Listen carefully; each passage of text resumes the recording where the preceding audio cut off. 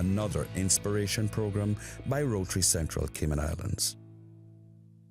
Talk Today is brought to you by Subway, open 24 hours in Countryside, Anderson Square in Georgetown, and Centennial Towers in West Bay. And by the Ministry of District Administration. Explore your history, explore your land, explore your sister islands. And Cayman Airways. Call them on 949-2311 to book your nonstop flights to Los Angeles and Panama. And Digicel, Cayman's bigger, better network. And Doctors Hospital. Peace of mind is important when life happens. Doctors Hospital, always there for you. Call 949-6066. But I do have some questions. There are more questions than answers. Cayman Islands' foremost listeners participation program. Talk Today. What is on your mind, Cayman? If you are ready to talk, we are ready to listen. Here's your host, Sterling Dwayne Ebanks. Good afternoon and welcome. Thank you very much for joining us. Another wonderful Wednesday's edition of Talk Today, as we invite you to be a part of a conversation. We start things off with our friends from the National Drug Council. And then 1 o'clock with HSA's participation, we'll talk about scoliosis. So stay tuned for Talk Today.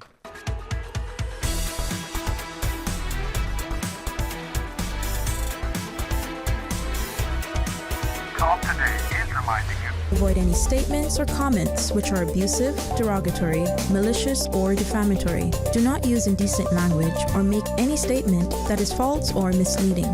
Call 1-800-534-8255, 949-6990, 949-8037, or WhatsApp us on 925-3261. Email Talk Today at candw.ky. Let your voice be heard. And now, back to Sterling Dwayne Ebanks. Radio Cayman Talk Today. Hey, good afternoon and welcome back. Thank you for joining us. And to Mr. Lisa Hernandez and Ms. Angela Seeley, thank you both for coming on board. I believe the country owes an sort of appreciation. We're indebted to the National Drug Council for you guys' work. So, Mr. Lisa, how are you? I'm good. Thank you for asking. How are you? It's been a while. What's that song? It's been a while. Pull up a chair. I'm here. And now the party begins. It's information and education. But that's what it's about. It's about learning so that people can not just take on board. They're not memorizing and regurgitating. They're actually, using it in a meaningful way because they've internalized it. They have made it their own. And, as the prevention education officer with your team, you're doing that in our schools and the wider communities, from your reports and studies to the information is there. Of course, it is our job as a team at the National Drug Council to empower the students, whether it's early, from an early age, from primary level all the way up to the tertiary level. It's crucial because at the end of the day, as we've always said, these people are the future, of our country. So we have to ensure that we lead them in a positive direction, to empower them to be the leaders that we see that they will be and that they have. And that's key, Ms. Angela, the leaders that they will be. And I think oftentimes we look at our young people and we find excuses to chastise them because we expect more of them. When they step up, we put impediments in their place to say, well, you're not quite 18 yet, so you can't get a summer job, or, you can't do this. I wonder if we send in mixed messages. And I say that to think back to the program that you do, through Youth to You, for instance. You're giving them a sense of responsibility. You're helping them to inculcate strong leadership skills. They're accepting that there's a sense of accountability, but they are capable of doing great things because you're nurturing them. And that is so true. The young people are very, very capable, and many times they feel that we as adults don't believe in their capability. And one of the things that Youth to Youth does is to allow them to show us and the wider community that they have the capabilities. We recently held a Youth to Youth session for 6 weeks in one of the private schools. And after 6 weeks, just to see the growth of those young people was just amazing. So the Youth to Youth program really allows for youth to lead youth. Youth listens to youth. We guide and they do the lead-in. So it really gives them an opportunity to come out and start, put in the things that they're capable, or the characteristics, or all those pieces in place to become the leaders of tomorrow. As you said, that I'm mindful of, an approach in organizations, train the trainer. It's supposed to cost effective, but you teach a team member in your organization, and they then can teach the others. If the youth can teach, each other, they learn. They're probably influenced by one another, but it also instills in them a sense of responsibility, confidence, gives them a presence. Right, Mr. Lisa? Right, and it makes them feel that they could look up to someone that looks like them, that's around their age group, their age gap, and they can relate to those persons. Relatable. Yeah. At Youth to Youth, we build not just leadership skills, but the pieces that go along with leadership, where it's the communication piece and the responsibility and the peer support and those various aspects of what a leader will have, the qualities of a leader. And in addition, we allow them to explore the ideas that are within their thoughts. Whether, for example, when I was Youth has been in the Cayman Islands since the 80s. So when I was in Youth, a few years after that. Quick, she puts that in. We were able to build on people being able to go up on stage and have, be able to present in large group, or go on the radio and have those conversations. And we had youth students here with you. I think it was earlier this year in March, where the students were here and they were talking about their National Drug and Alcohol Facts March. So it's just building on those skills where they're in a place that they're comfortable. They're in a place where people that are around them, while they're the same age, they're also building it together. So it's just that sense of support, not just from the adults in their lives, but their friends, and people who may not even be their friends, but just be at the school or at the same level. Well, when we come back from our break, can we ask you more about it? The age group, how do a person get involved? What sort of things are coming up, and when they are involved, what does that look like? And can we talk about it? Because maybe many of us, despite being around in the 80s, there are probably some people who... All right, well, we invite you to rejoin us right after this break. Stay tuned for Talk Today. You know who this is? That same old girl that went to Hollywood and Panama? Well, guess what? The fun ain't done yet. Because this year, I'm going to country concerts in Denver. I got kick up my heels in Times Square. I got keep living the dream with Cayman Airways. We so blessed to have them. I tell you what though, this old girl's feeling younger than ever. Make your travel dreams come true with Cayman Airways, offering international non-stop flights from Cayman to New York, Miami, Tampa, Denver, Los Angeles, Panama, Kingston, Mobay, La Ceiba, and Havana. Enjoy free rum punch, free in-flight entertainment, free seat selection, and free meals on select flights. Call 949-2311, contact a travel agent, or visit CaymanAirways.com.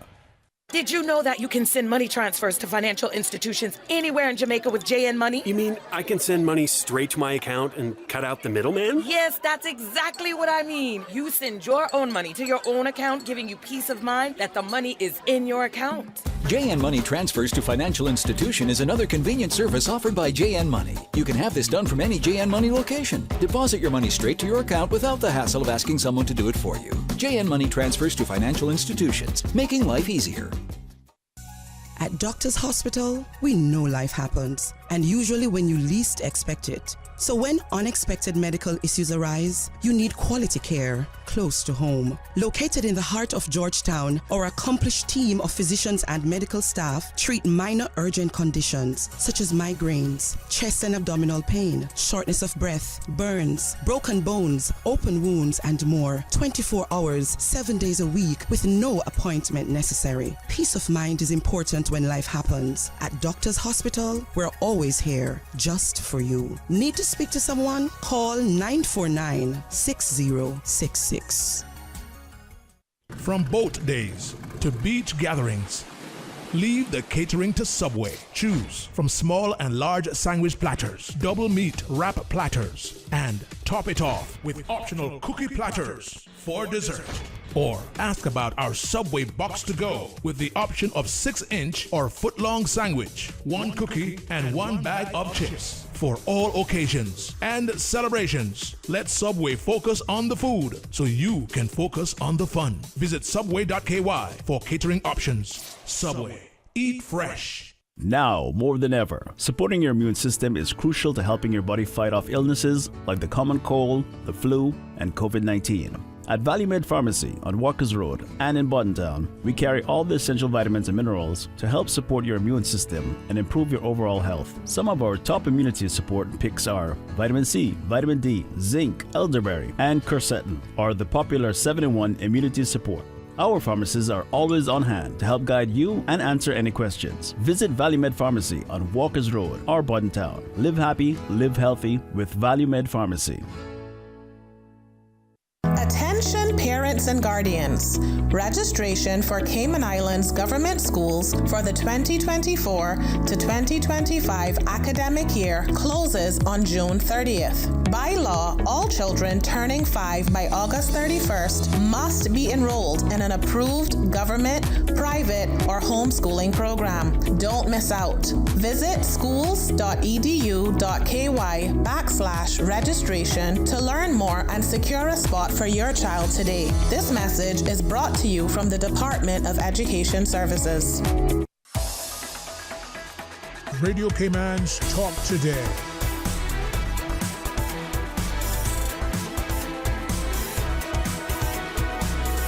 What is on your mind, Cayman? Hey, welcome back, and thanks for joining us. And from the National Drug Council, Mr. Lisa Hernandez and Ms. Angela Seeley. What, Prevention and Education Officer, right, Ms. Lisa? Yep. Prevention and Education. A lot of us could use that. What does that entail? I will be here for hours. Yeah. And then program support, right? For you, Ms. Angela? I'm all over the place. You're all over so the place. I'm supporting all the programs throughout the organization. I'm kind of like the stopgap person. So if Delissa decides that she is going to take a day off, I will fill in. If Simon does the same, if Ivan does the same. So it's about... You got their backs. I got their backs. Wow, so we never should be not able to provide service at any given time. Right. And this is where I think that partnership, not only having a great resource within your personnel, but the supporting cast. And then when we talk about youth to youth, maybe let me then ask, I'm going to be mindful of your time. We have a break at 1:45. Happy to remain until 1. I know you guys got much on your plate and desk that you want to do. So you decide. Okay. But what is youth to youth? What does that look like? Just in case people are not sure. Okay, well, really, as we started off saying a few minutes ago, it's about empowering young people and not just having sit-down discussions. It's about engagement and activity. So we spend a lot of time helping young people to understand that you can have fun by having fun. Right? You can learn by having fun. I think we are at a stage worldwide where the media, the social media takes over. This is an opportunity to allow help the youth to understand that, yes, social media is important, but also communication is important. Being a team leader is important. Being a leader is important. And looking at kind of what do you perceive you would like to be in the future? And by doing so, what are the skill sets? We have to talk to each other. Yeah. We have to engage with each other. We have to build our self-esteem. And I think among the youth now, that is one area that we're noticing more and more, that a young person is so timid to just make eye contact or get up and say, hey, my name's Angela and I'm a great person, or whatever those skills. So we as adults come from that era. We're blessed to have that opportunity. And knowledge is no good if it does not ever leave you. Yeah. So it is for us to impart that knowledge to young people. So the youth to youth, young people have that opportunity to come together in a safe place. And we then start working on those soft skills, as we would say in the career industry, giving them a chance to make error, and it's okay, but having an outcome at the end. So we are having a camp this year at the Georgetown Library. We are very much looking at teenagers, so we want those 13 to 18 because that is a crucial age. But I will say that youth to youth does go as young as grade 6. Yes, youth, we have junior. We have youth to youth junior that happens in the elementary schools. But we're focusing on the right now. It's just the teenager for summer. Yeah. Okay, for the summer sessions then. Yes, right. So 12-ish. 12-ish to like 18-ish. Yeah. And we've selected the library because it's a central place. It's right next to the bus terminal, so you know they don't need a car per se. They can get there. Parents can get them there. It's something to do in the summer. It's something creative to do in the summer. It's in a comfortable environment because we well know how spoilt we are and we like the AC. So that is there. And it's also an opportunity to bring youth to a place that many teenagers don't go anymore. The library is a phenomenal place to be.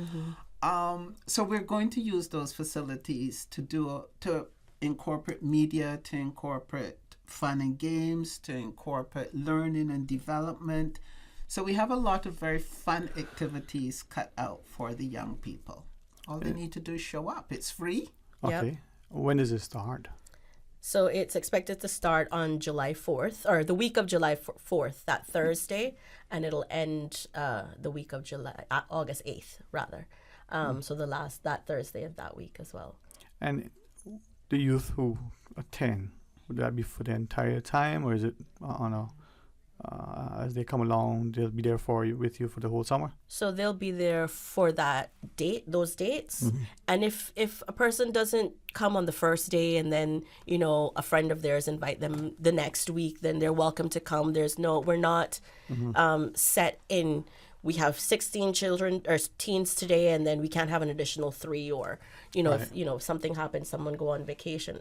We're open to that because it's important for them to feel a part of a group of teens and people who, have the same. So the week of July 4th to August 18th? Correct. And it's only on the Thursday. So it's not every day. It's so only on Thursdays. Once a week? Yes. Every week on the Thursdays. From 2 o'clock until 4. 2 till 4. Yeah. What would activities be like for them? So they'll range. Sometimes we'll have discussions. Sometimes we'll have games. Oftentimes as well, we'll have opportunities for children to have, or for teens to have, peer pressure or diffusal skills. They'll be learning a variety of different things and engaging in a variety of different things. Sometimes we'll have motivational speakers or media visuals and such that would be within the program. So it's going to be throughout that month. It is going to be a variety of different activities, hands-on and learning. Right. And one thing about the program in the library, we have a framework. But when we get there, we will encourage the children to put their piece in. So it really becomes something they want to do. So you might have young people who are very much into media. So we're looking at how can they build out some pieces that will help some of our National Drug and Alcohol Facts Month campaign later down in the year.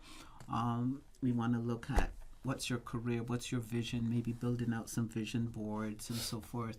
Maybe you'll walk through town and try and identify where are we, what's happening around us, those kind of things, So we're not saying this is what we're going to do. We do have a framework. We know what the outcome is, but we also want to engage the young people. We want it to be their program, simply because at the end of the day, we want to take this program back into the schools because we do have youth to youth in John Gray, Clifton, and Cayman Academy. So we would like to get it back into the school system. Yeah. And then also there are teens out there who who aspire to create positive change within their community, whether that's in their school, whether that's in their neighborhood, whether that's at their church. And so this is the program as well that will assist them with understanding the approaches and things that skills that they can take to be able to create that positive change and to be able to meet those like-minded people or teens like themselves that have the same desires as well. And for the youth, I mean, you reference it's free, but do they need to sign up? They just show up? They can just show up. If they have any questions, they can certainly give us a call at 949-9000.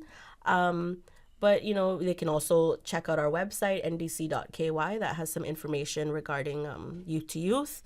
But, yeah, they show up. They can show up. They can give us a call. Either way will be available. And, many are on summer break. It's just 2 hours, we say 2 to 4 p.m. on the Thursdays, for July and August, basically. They come away with a sense of understanding and appreciation, maybe greater confidence in their public speaking and presentation. Who amongst us would not benefit from being more comfortable when we have to talk to people, not only how to express ourselves, but how to get started and how to maintain the conversation. I think, Ms. Angela, you referenced in the earlier that dialogue that we're lacking, the notion that many of us, and our youth in particular, since 2020, we seem to be a little bit more unwilling or unable to engage. Yeah. And just to give people kind of like a reference as well, Youth to Youth came from very humble beginnings in the Cayman Islands. In the early 90s, the Flowers family was a part of this program.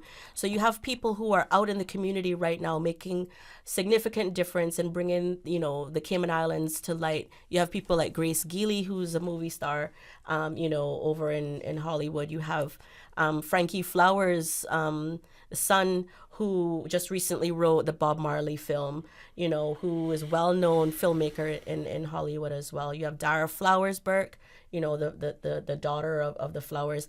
And you have Trevine Stewart. You have a variety of people who are out there making positive changes because of what they've taken from Youth to Youth.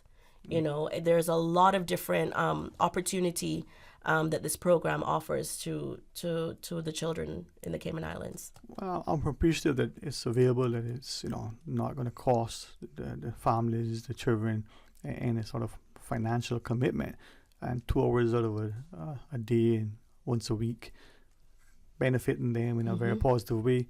But hopefully they'll take it up, and it's the library in town. Yes, in the third floor, library on a Thursday, starting July the 4th. I think we just, we work with young people and we understand that sometimes the commitment is hard. So instead of saying come every day, you come 1 day a week. We just get that kind of fundamental pieces in place, and hopefully they will be willing to go back to school in August, and we continue from there. Yeah. Well, I'm hoping that if we can help to bring it, more attention to it, let us know. As parents are listening, that time is just on the cusp of sort of lunchtime, just at the end of the day. Yeah. So the child is engaged. Transport could be hopefully more easily arranged, but as you shared, it's right in the center of town, and the libraries are right. The bus stop. Exactly. Well, I'm always grateful to what you do, and your biennial survey and in itself is very informative as relative to what we see as parents happening in our communities, wondering what our children are engaged and are exposed to or aware of. So this may be a way to have them, take up that mantle. Any closing thoughts, Ms. Angela? I just want to encourage parents to encourage their children, because they're at an age where they do have a say, to just come out and give it a try and see what things are in store for them. It's about their voice. It's an opportunity for them to engage and be able to say, well, I do have the skills to stand up and be heard. It is the start. It could be the start of anything. Yeah. So we hope everybody will take advantage and come out on July the 4th, which will be the first session, 2:00. at the Georgetown Library. Yeah. And if there are listeners out there who are interested in supporting the initiative or supporting the program, they can contact Angela Seeley at 949-9000. We would be greatly appreciated. This is a program, from somebody who's been a part of it, that your child will remember this program for the rest of their life. I did it in the 90s. And I'm working with the program now. So it is something that is positive, and Angela has all the answers for you. If you'd like to at the National Drug Council. Support. 949-9000. Her email is info@ndc.ky, please. And her physical address. I know. But thank you both. Please, to the rest of the team, but to Simon in particular, convey my respect and appreciation. And hopefully you guys will come back in and we'll chat. And very, very grateful to what you do. Thanks so much for having us. Always a pleasure. Well, we come back. We'll have some open line. I won't promise to sing, but I will do my best to engage. And then 1 o'clock, in partnership with HSA, we'll talk about scoliosis. Stay tuned for Talk Today. You know who this is? That same old girl that went to Hollywood and Panama? Well, guess what? The fun ain't done yet, because this year, I'm going to country concerts in Denver. I got kick up my heels in Times Square. I got keep living the dream with Cayman Airways. We so blessed to have them. I tell you what though, this old girl's feeling younger than ever. Make your travel dreams come true with Cayman Airways, offering international non-stop flights from Cayman to New York, Miami, Tampa, Denver, Los Angeles, Panama, Kingston, Mobay, La Ceiba, and Havana. Enjoy free rum punch, free in-flight entertainment, free seat selection, and free meals on select flights. Call 949-2311, contact a travel agent, or visit CaymanAirways.com. Find your dream car with a Cayman National Vehicle Loan. Enjoy 100% financing, up to 8-year repayment, and a 7% fixed interest rate for the first 5 years. For eco-friendly cars, we'll waive your commitment fee. This only applies to new vehicles. Call 949-8300 or email lending@caymannational.com today.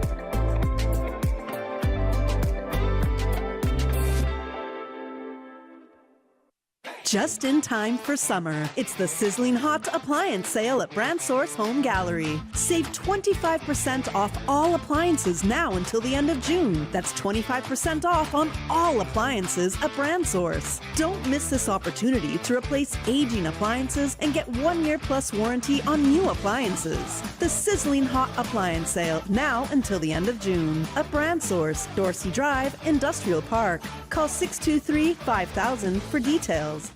A caring and community spirit, cherished family and cultural values. These are some of the things that still embodies the Caymanian way of life in the Eastern Districts today. Savannah Pharmacy, your neighborhood pharmacy, located in Countryside Shopping Village, is delighted to offer products and services of real value. Whether it's catering to your family's medical needs or carrying apparel, gifts, and beauty products, Savannah Pharmacy provides you with more than just prescriptions. Remember, they're always just around the corner with everything your family needs and convenient opening hours, including Sundays and holidays. Savannah Pharmacy. For more information, call 946-3336.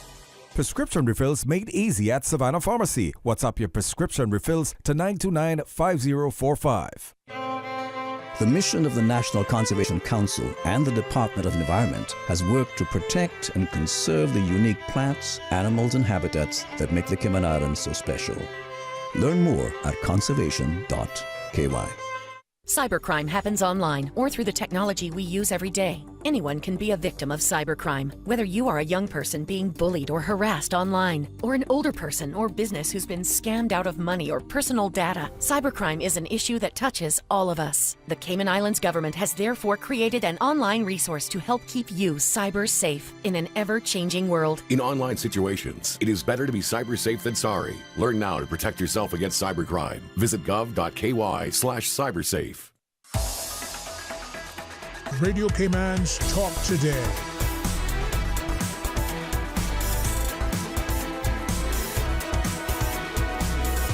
What is on your mind, Cayman? Hey, welcome back, and thank you very much for joining us. And thanks again to the NDC for sharing with us as they reference their Youth to Youth coming up on the 4th, that week of July the 4th. Continue all the way through on Thursdays from 2 till 4 p.m. at the Georgetown Library until August 18th. Well, some open line if you want to call and ask a question, share a comment. Happy to engage you. And then, as we had mentioned, schedule change with the HSA for today, and we'll have that discussion then. But what's on your mind? What is it that is important to you? How much of what is happening is in your mind you're sufficiently informed and aware of in a timely manner? How much what you hear from the quote-unquote official sources, whether that's in this country or other places where you get your information, how much, credence do you put in it?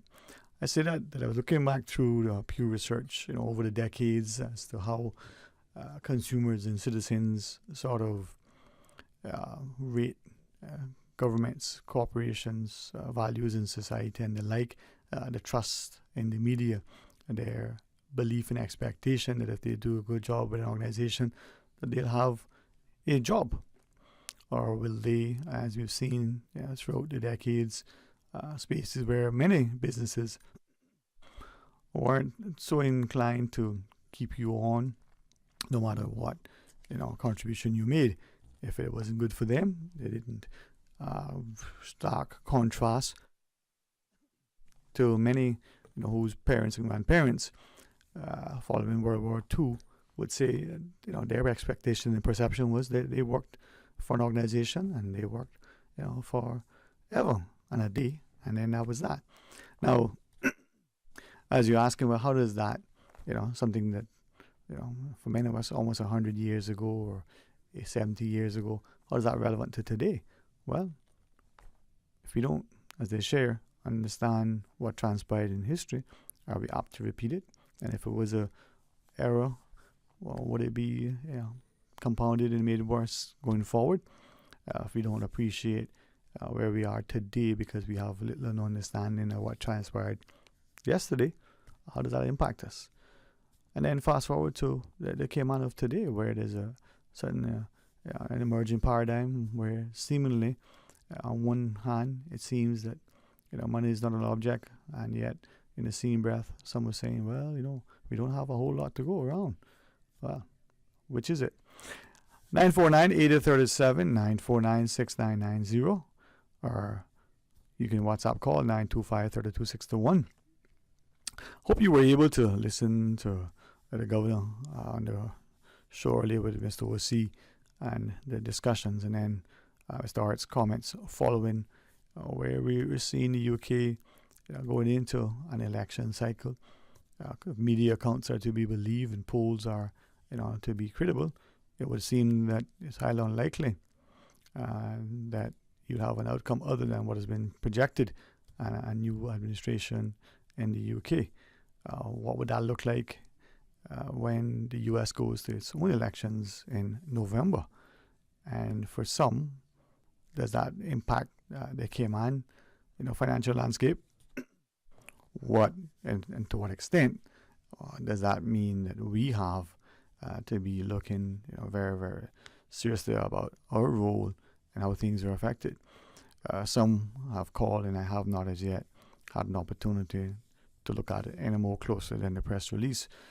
But as one lady called it, the banking cartel in the form of the Bankers Association, collectively, the commercial banks that we all usually go into have again collaborated. They're now talking about digital banking.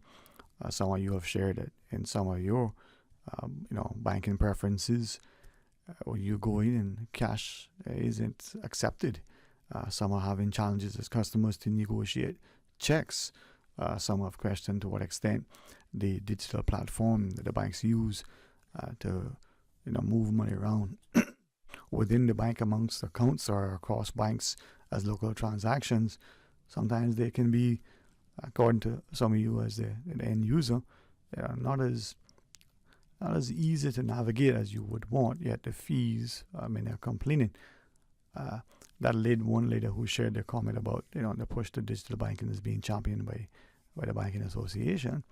To what extent, if any, does the Monetary Authority able to weigh in and not just dictate, but oversee, regulate what the commercial banking sector does and how it does it?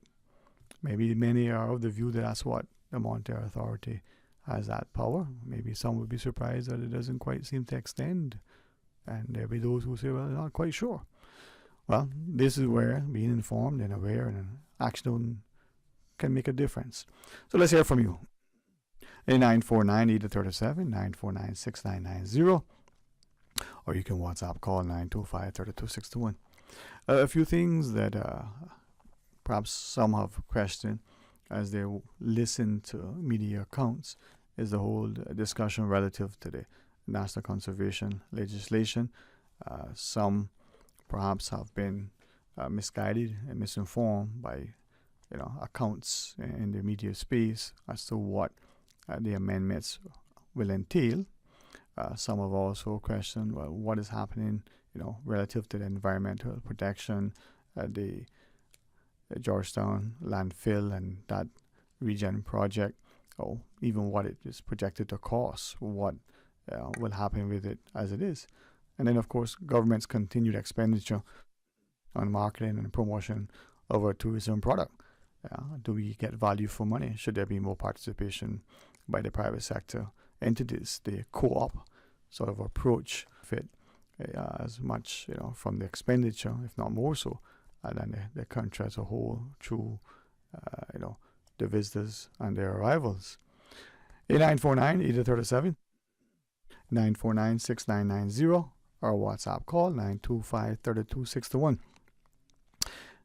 Some days I can appreciate why many look at Wednesday as being what it is. Some call it Happy Hump Day, and some say if you can just get over it, well, like the country song, if you can just make it through December, it's challenging for many of us to be able to find the energy and enthusiasm to be able to put aside, some of the challenges, trials and tribulations, and to mask it, in order to, proceed, not just project, but, to present themselves in a way that makes the outcome as positive and as productive as possible. It's no different, I believe, in saying that our expectations for the duly elected, they are as well, human beings as well. And many times what they're experiencing may have to take a back seat to, other concerns from constituents and or the country as a whole. So let's hear from you. 949-8037, 949-6990, or you can WhatsApp call 925-3261. And we'll take our news break momentarily. When we come back, we have an opportunity in partnership with the Health Services Authority, and focused discussion will be on scoliosis. So stay tuned for Talk Today. If they are talking about us, living in your head rent-free all this time, we must be relevant. Radio Cayman since 1976. From Radio Cayman's newsroom, this is Headlines. Local, regional, international news. The Headline News is brought to you by Kirk Market and Health Services Authority. With your latest headlines, I'm Felicia Rankin-Solins.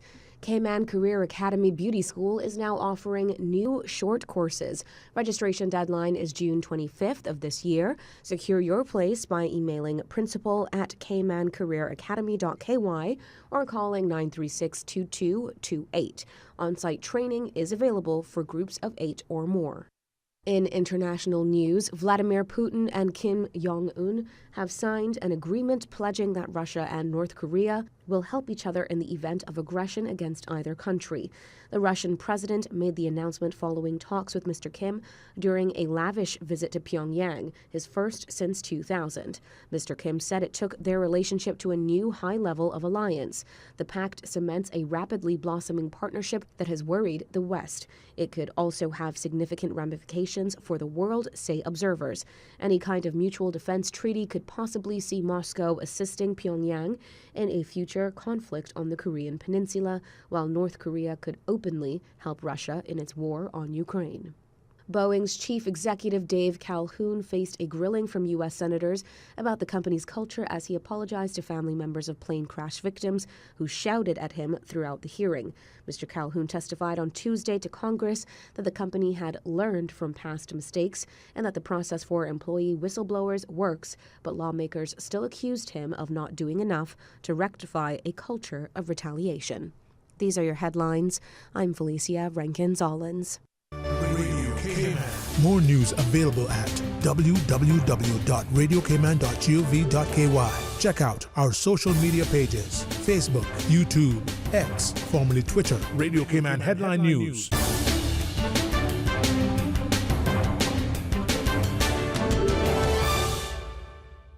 The Health Services Authority has over 120 world-class physicians offering the most comprehensive range of specialist services on island. Our dedicated team of professionals provide the highest quality care in orthopedics, interventional radiology, women's health, geriatrics, and a host of other specialist areas. We are a JCI-accredited organization with a proven record of excellence. At HSA, we are committed to caring for you. For more information, visit hsa.ky.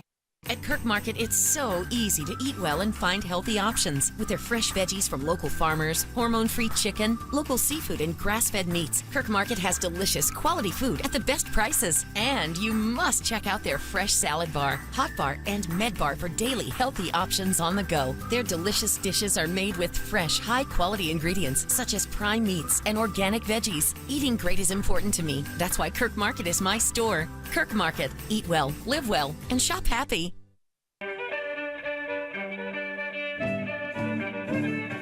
Born in Watering Place, Cayman Brac, on the 8th day of July 1936, Captain Fred Elman Scott was the 5th child born to Nalio and Vera Scott.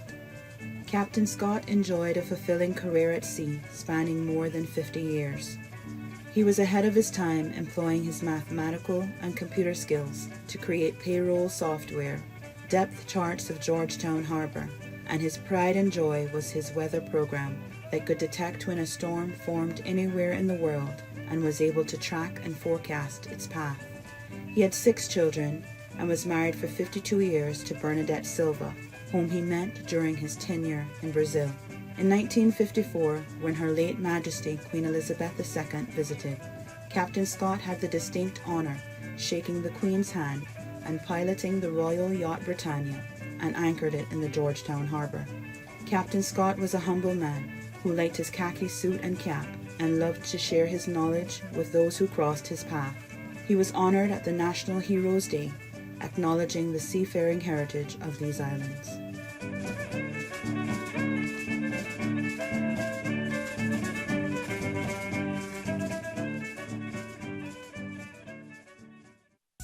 At Doctors Hospital, we know life happens, and usually when you least expect it. So when unexpected medical issues arise, you need quality care close to home. Located in the heart of Georgetown, our accomplished team of physicians and medical staff treat minor urgent conditions such as migraines, chest and abdominal pain, shortness of breath, burns, broken bones, open wounds, and more. 24 hours, 7 days a week with no appointment necessary. Peace of mind is important when life happens. At Doctors Hospital, we're always here just for you. Need to speak to someone? Call 949-6066.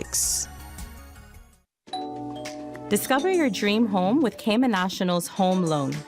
Get up to 95% financing, repayment up to 40 years, and just a 0.5% commitment fee. Your interest rate? Depending on your risk factors, it'll be fixed or variable. Plus, you get a pre-approved credit card. This is a limited time offer. Dial 949-8300 or email lending@caymannational.com today. You know who this is? That same old girl that went to Hollywood and Panama? Well, guess what? The fun ain't done yet, because this year, I'm going to country concerts in Denver. I got kick up my heels in Times Square. I gotta keep living the dream with Cayman Airways. We so blessed to have them. I tell you what though, this old girl feeling younger than ever. Make your travel dreams come true with Cayman Airways, offering international non-stop flights from Cayman to New York, Miami, Tampa, Denver, Los Angeles, Panama, Kingston, Mobay, La Ceiba, and Havana. Enjoy free rum punch, free in-flight entertainment, free seat selection, and free meals on select flights. Call 949-2311, contact a travel agent, or visit CaymanAirways.com. Ladies and gentlemen, have you heard the news? Digicel is back with exciting offers that are too good to resist. Activate one of our brand new prepaid or postpaid plans today and experience telecommunications like never before. With more data, dedicated entertainment options like Netflix, YouTube, Spotify, and endless social text data for all your favorite platforms. Digicel is here to make sure you stay connected and entertained. Whether you are on a prepaid or postpaid, you will also enjoy dedicated roaming data for the USA, Canada, and the Caribbean. It's all about value, and Digicel has got you covered.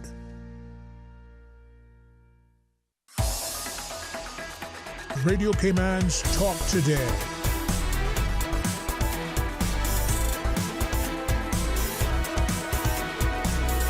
What is on your mind, Cayman? Hey, welcome back, and thank you for joining us, and thanks to the Health Services Authority for this continued opportunity to be able to focus and highlight not just on the staff and the services, but what as a community that we have access. So, Dr. Andrew Bogle together with Mr. Josh Ryder. Appreciate you both spending, hopefully not as painful as some would say, the next hour or so with us, and giving us a perspective on scoliosis. I was saying to someone yesterday, tomorrow's discussions on scoliosis. And they go, scoliosis? Haven't heard that word in a long time.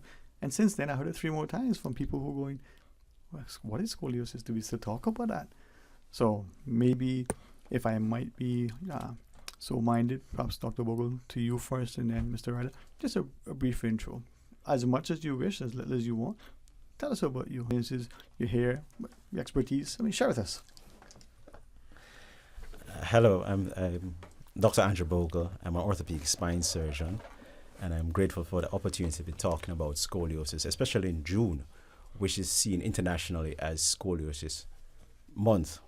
Okay, and I think it's important that we raise the awareness of scoliosis, the treatment, the management, and the options in looking after scoliosis, so that the patients don't just have to live and die with scoliosis. They can actually be treated and managed properly. Okay. Well, I think like many things, sometimes we don't ask unless it affects us, or what is it they say it gets on your radar. But so we'll come ask more about it. But Mr. Ryder, welcome. Hey, thanks for having me. I'm a certified orthotist. I've been a certified orthotist for 30 years. Been practicing for close to 40. And making braces, specializing in scoliosis, which is a lateral curvature of the spine. And here in Cayman, I work with HSA 1 week a month, come down from Florida, and I've had my independent practice in Florida since 1996. Okay. And working like that. That was a good year, some good years.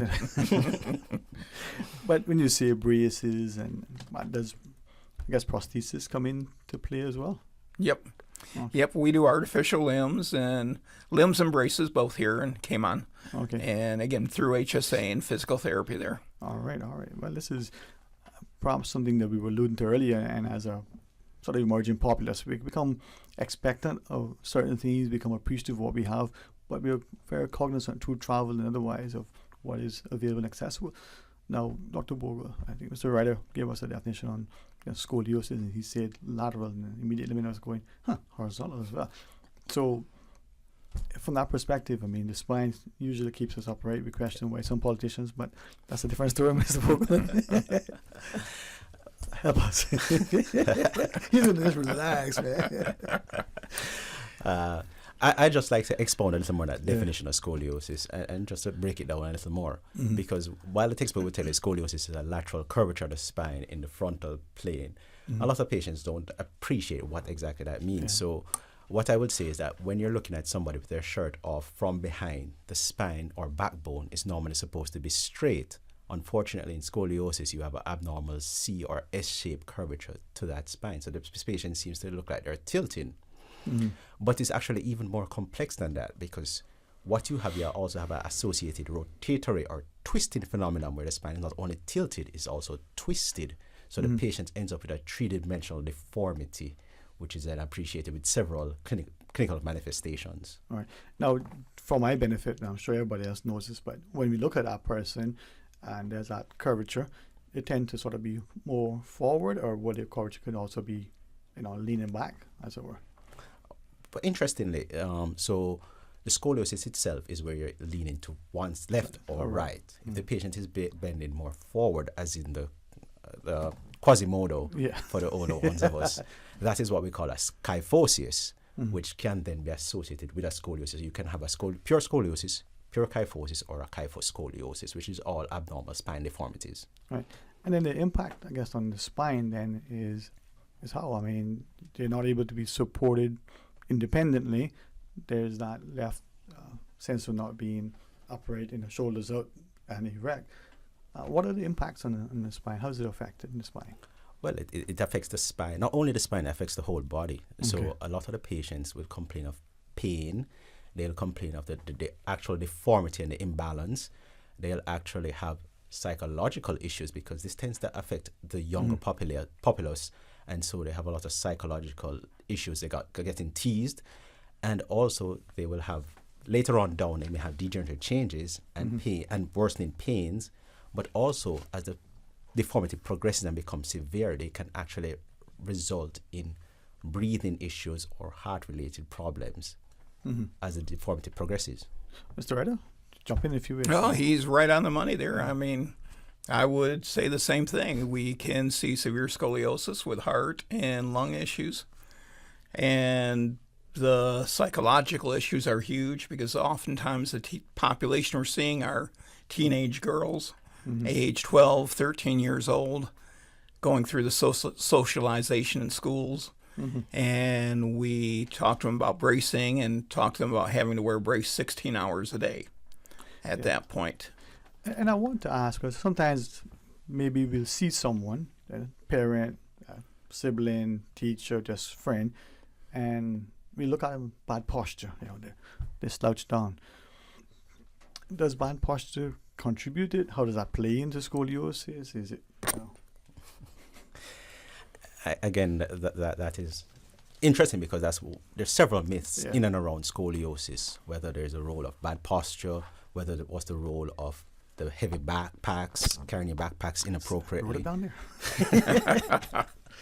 But as I say, it's just one of the myths where it says that a lot of the scoliosis, unfortunately, we don't know the cause of it, of scoliosis. So no, we don't think bad posture, no, we don't think the heavy backpacks contribute to scoliosis. However, I will hasten to say, I think those contribute to poor spine health.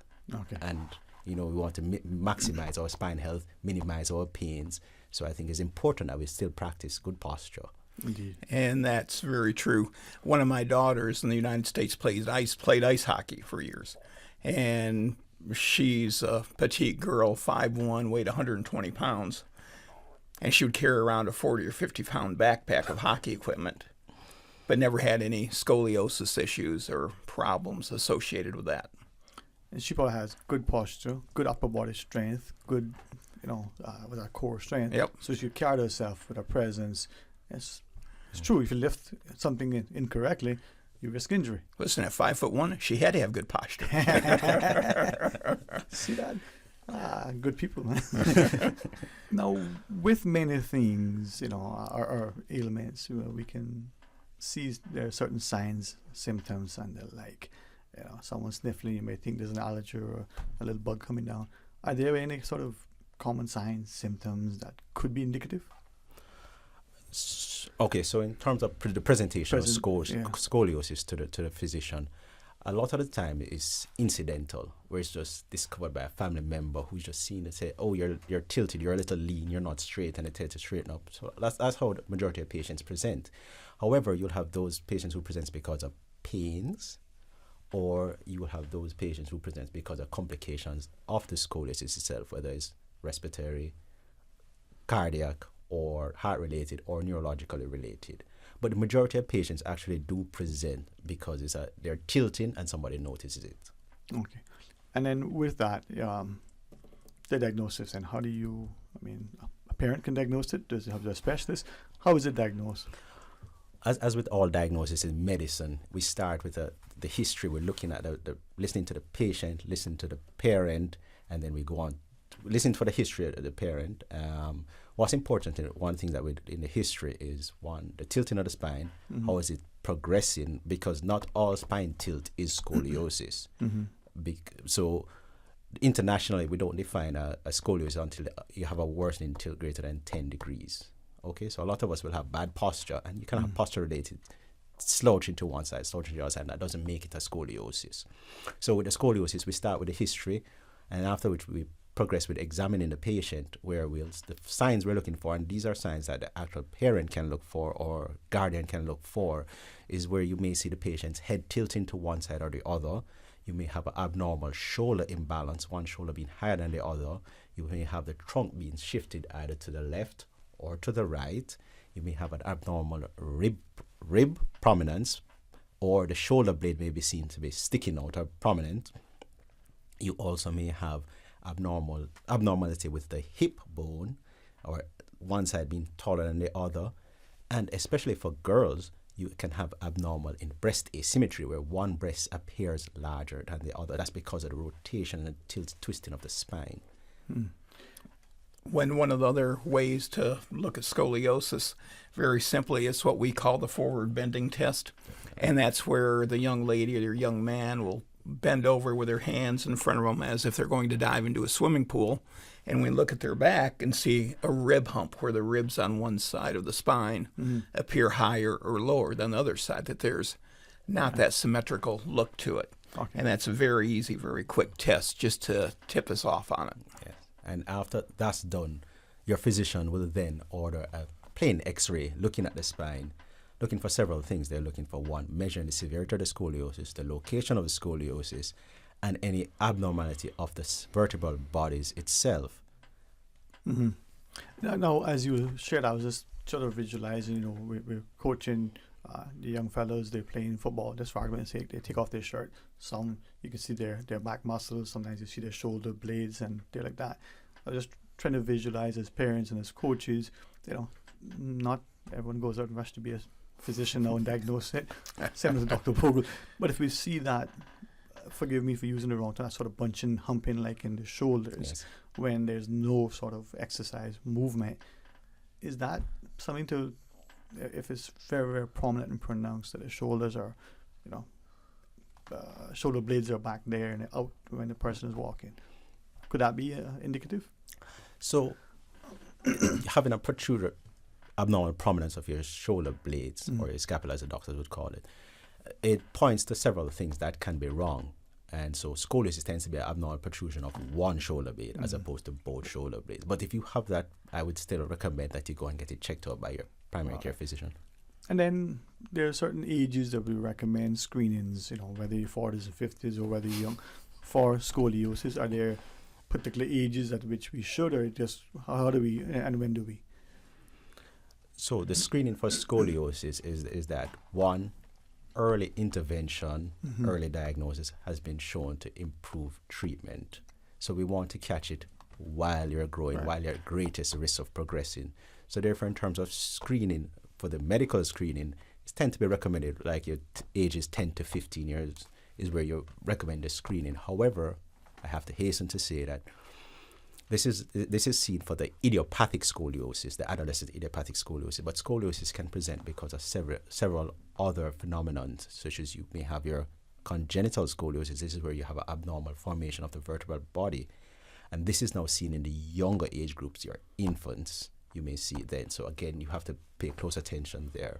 And then you may have scoliosis associated with other conditions, such as your patients with we call it neuromuscular diseases. This is where the balance of the spine is not only, your erect spine is not only dependent on the spine itself, but you have the surrounding muscles and nerves which help to keep you upright. So therefore, if you have an abnormal pathology with your muscles or your nerves, you're at risk of tilting to one side or the other. Okay, so in those situation, if those patients, you would pay closer attention to those patients. Not having that muscular development as the young person grows, and the movement and exercise. I guess like anything, if you're not using that muscle as you age, it becomes less supportive. But the young person could be born with muscular issues where they're not. Yeah, I've braced people. I think my youngest right now is about 10 months old for a scoliosis brace, but that's a congenital scoliosis, as Dr. Bogle said, where perhaps they have a wedge vertebrae or a vertebrae that's malformed, causing the spine above it to wander off, if you will. Now, other than congenital, I mean, so it can be here something that you inherit because of. Are there particular risk factors? We understand, hopefully now, that smoking, whether first, second, or third hand, can affect you. So certain foods affect your body. Are there risk factors that come into play that could increase the likelihood of someone developing scoliosis?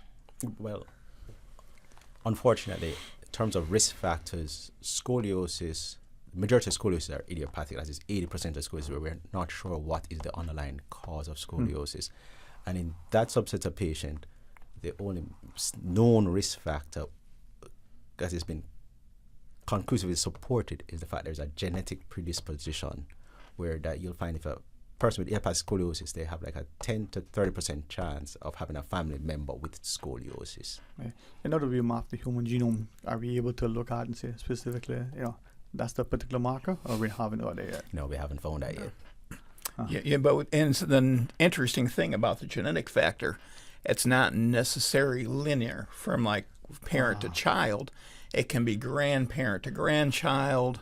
It can be aunt to a niece or nephew. And scoliosis, idiopathic scoliosis is primarily girls, 90% females. I have siblings I've braced where one girl, one boy, where there is that family predisposition to it. And I think as we look at what is happening increasingly, Dr. Bogle, I appreciate you referencing earlier the myths, because I even wrote it down here. Bad posture, heavy book bags. Those are things that we've heard. Now that probably was lead to back strain and bad posture, and later on, not the best spinal health.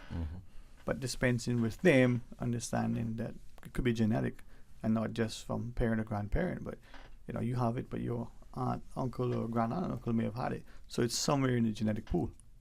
Yes, yep, that's correct. Yep. Wow. Okay. Now, Mr. Redder, treatment options. It's take 2 of these and call me in the morning. I mean, I wish it was that simple. Really, there's a scale the doctors use, and they look at the age of the child, the degree of curvature, and they factor a risk of progression. So if a child, say, has a 10 or 20% risk of progression, they will tend to watch them over the next couple years and see what happens.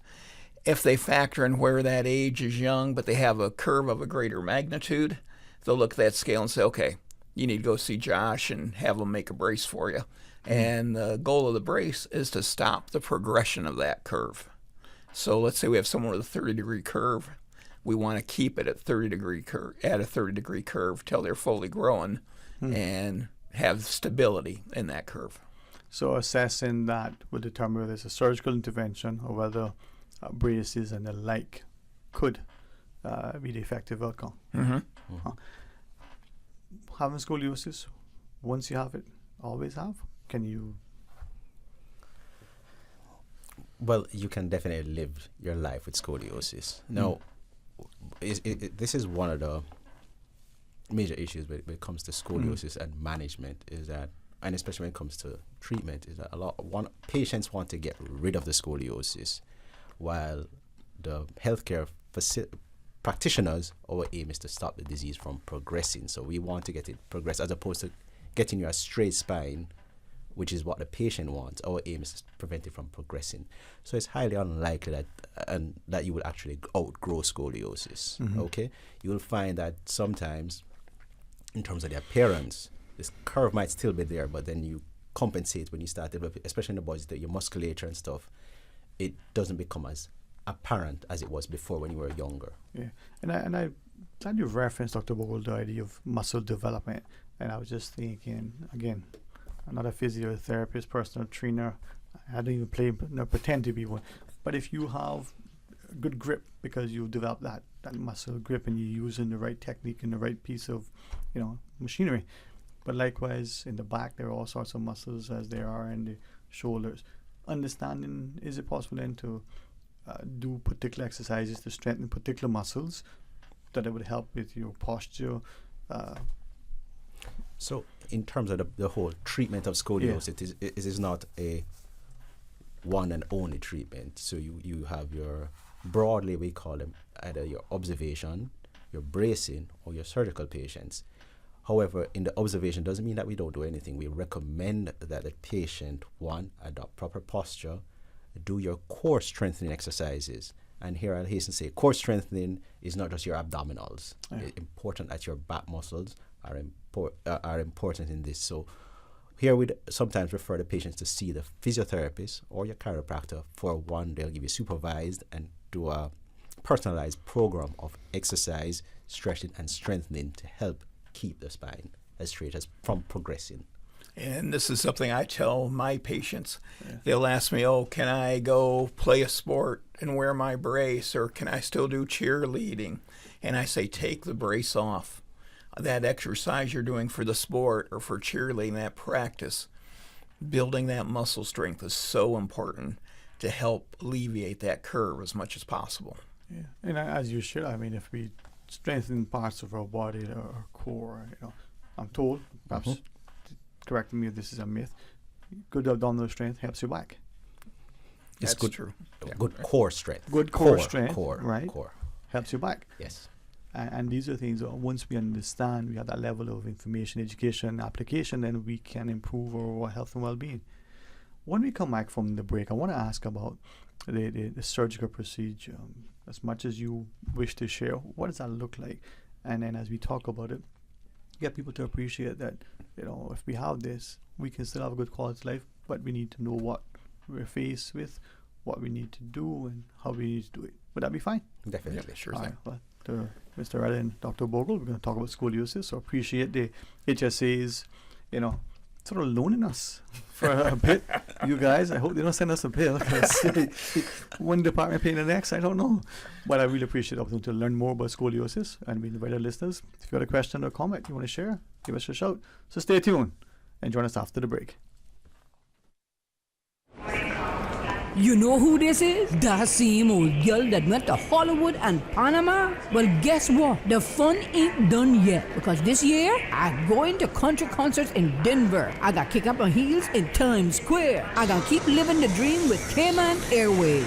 We so blessed to have them. I tell you what though, this old girl's feeling younger than ever. Make your travel dreams come true with Cayman Airways, offering international non-stop flights from Cayman to New York, Miami, Tampa, Denver, Los Angeles, Panama, Kingston, Mobay, La Ceiba, and Havana. Enjoy free rum punch, free in-flight entertainment, free seat selection, and free meals on select flights. Call 949-2311, contact a travel agent, or visit CaymanAirways.com.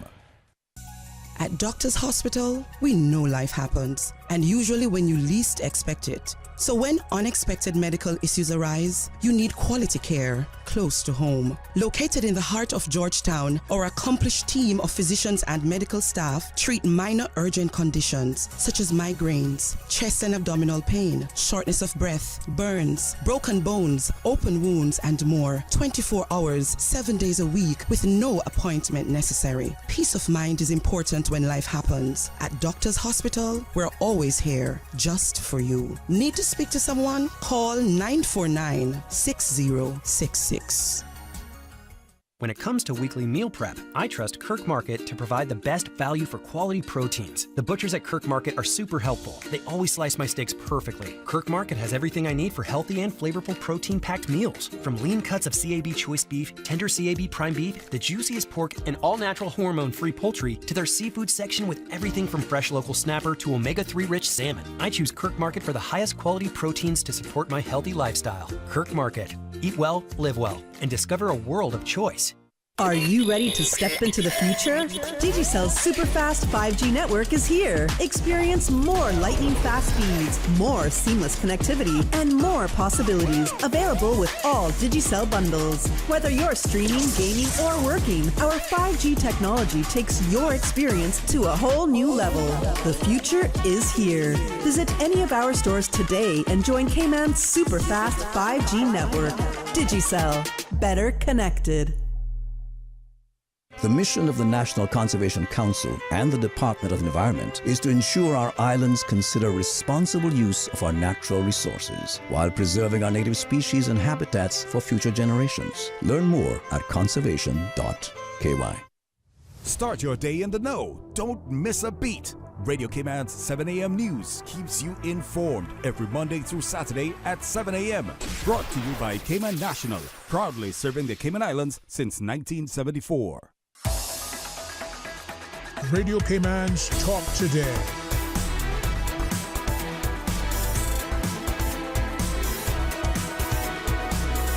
What is on your mind, Cayman? Hey, welcome back, and thanks for joining us, and thanks to the Health Services Authority and for this opportunity to speak both to Dr. Bogle and Mr. Ryder about scoliosis. And I outside I was serious when I shared yesterday, hey, we're gonna have a discussion tomorrow, on scoliosis, and someone said, huh? They're familiar with the word, but they don't hear it much. And then today, two other people. So I'm asking earlier about, as we went into the break, about the surgical procedure, what it looks like, but I should have to ask again, is it prevalent? How prevalent is it in society? Is it something that people still maybe ignore, pay attention to? Dr. Bogle? So internationally, scoliosis, they said it has a 2% incidence. So it's 2% of the population will have scoliosis to varying degrees. Mm-hmm. And so if you estimate it, the Cayman population is between 60 to 100,000. You expect somewhere, 2% of that. So say 100,000, right? Yeah, 100 to 200,000. Well, sorry. Say 100,000. 100,000. Yeah. Okay, 2,000 patients will have. So that's it. Yeah, and if you do it, parts per million. Yeah. Well, that's it. And this data was from the United States, where they looked and they say that approximately 6 million persons in the United States has scoliosis. Yeah, population 330 million. So, but even if it's one person, that impact on that one person physically can be very traumatic. But that one person has other people in their lives that are also impacting. I think, Mr. Reddy, you referenced the psychological aspect of it as well. And that's one of the things with scoliosis, putting a brace on someone. And this is a good aspect of the bracing.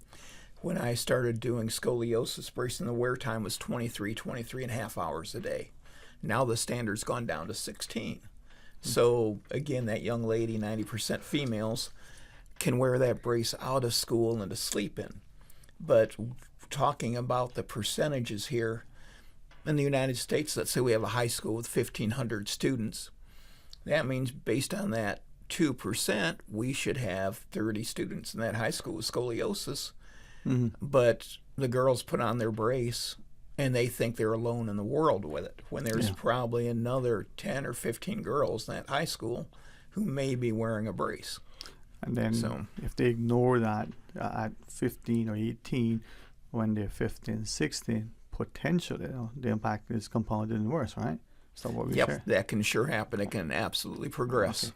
Well, we don't want people to leave without being informed. And Dr. Bogle and Mr. Red, we do have a caller joining us. We will ask about the surgical sort of intervention. But let's take this call as we speak to scoliosis. Hey, good afternoon. Thanks for calling. Hey, good afternoon, Dwayne. Hey, how are you today, my friend? Okay, and you? Oh, man. Even on a bad day, I'm doing better. I'm thankful. I got life, health, strength, a sense of purpose, presence, prayerful. I am positioned to do great things. Just watch this space. It's good. I'm thankful, man. I have good friends like you. And what Lynn said as well. How are you, man? How are you? Yeah, man. You'd be a good counselor. I have been counseled in good things, so I thank you for that, yes. To whom much is given, much is required. Yeah, man. And you guess who they represent? So, okay, yeah. Sorry, I did say that. Thank you. Let me remind. So we have Dr. Andrew Bogle from the Health Services Authority. He's one of the orthopedics, and something else you said. One of our specialists on the orthopedic section, and then we also have once a month. He says he joins us, Mr. Josh Ryder, at his independent practice in Florida. He comes down and does the braces and the limbs and all the stuff. And came on. Apparently, when they leave, I gotta have an exoskeleton. Then you might. So they're helping us with understanding scoliosis and not just the surgical procedure, but the braces and the like. Okay. Well, when it comes to the staff for the HSA, they have uniforms, right? I'm not sure. Some do. Some. I do not. I don't know about Dr. Bogle. Here's this. No. No, I'm talking about for the regular staff. Okay. Yeah. Not the directors or deputy directors. I'm talking about for the regular staff. Do they have uniforms at the HSA? It's not a question I can answer. We're talking about scoliosis. I can inquire for you. I respectfully am not quite following you. Okay. Well, I have a comment. Yes, please. I was at the hospital in a certain department, and there was an individual that did not have on their uniform, but they had on a T-shirt with their nationality on it, where they were from, and it wasn't from Cayman, which I find is very disrespectful. Because as a Caymanian, I can't go to no other country and not wear my uniform in the health services department and wear a shirt with my nationality on it from a foreign country. I think that's very disrespectful. And not only disrespectful, because of the comments the individual made towards me was very disrespectful. The government can do whatever they want to do and hire as many foreigners as they want to, That's their business. But you see, anytime those who they hire, especially when it comes to my health or the health of my children or my grandchildren, they better have respect. Yeah.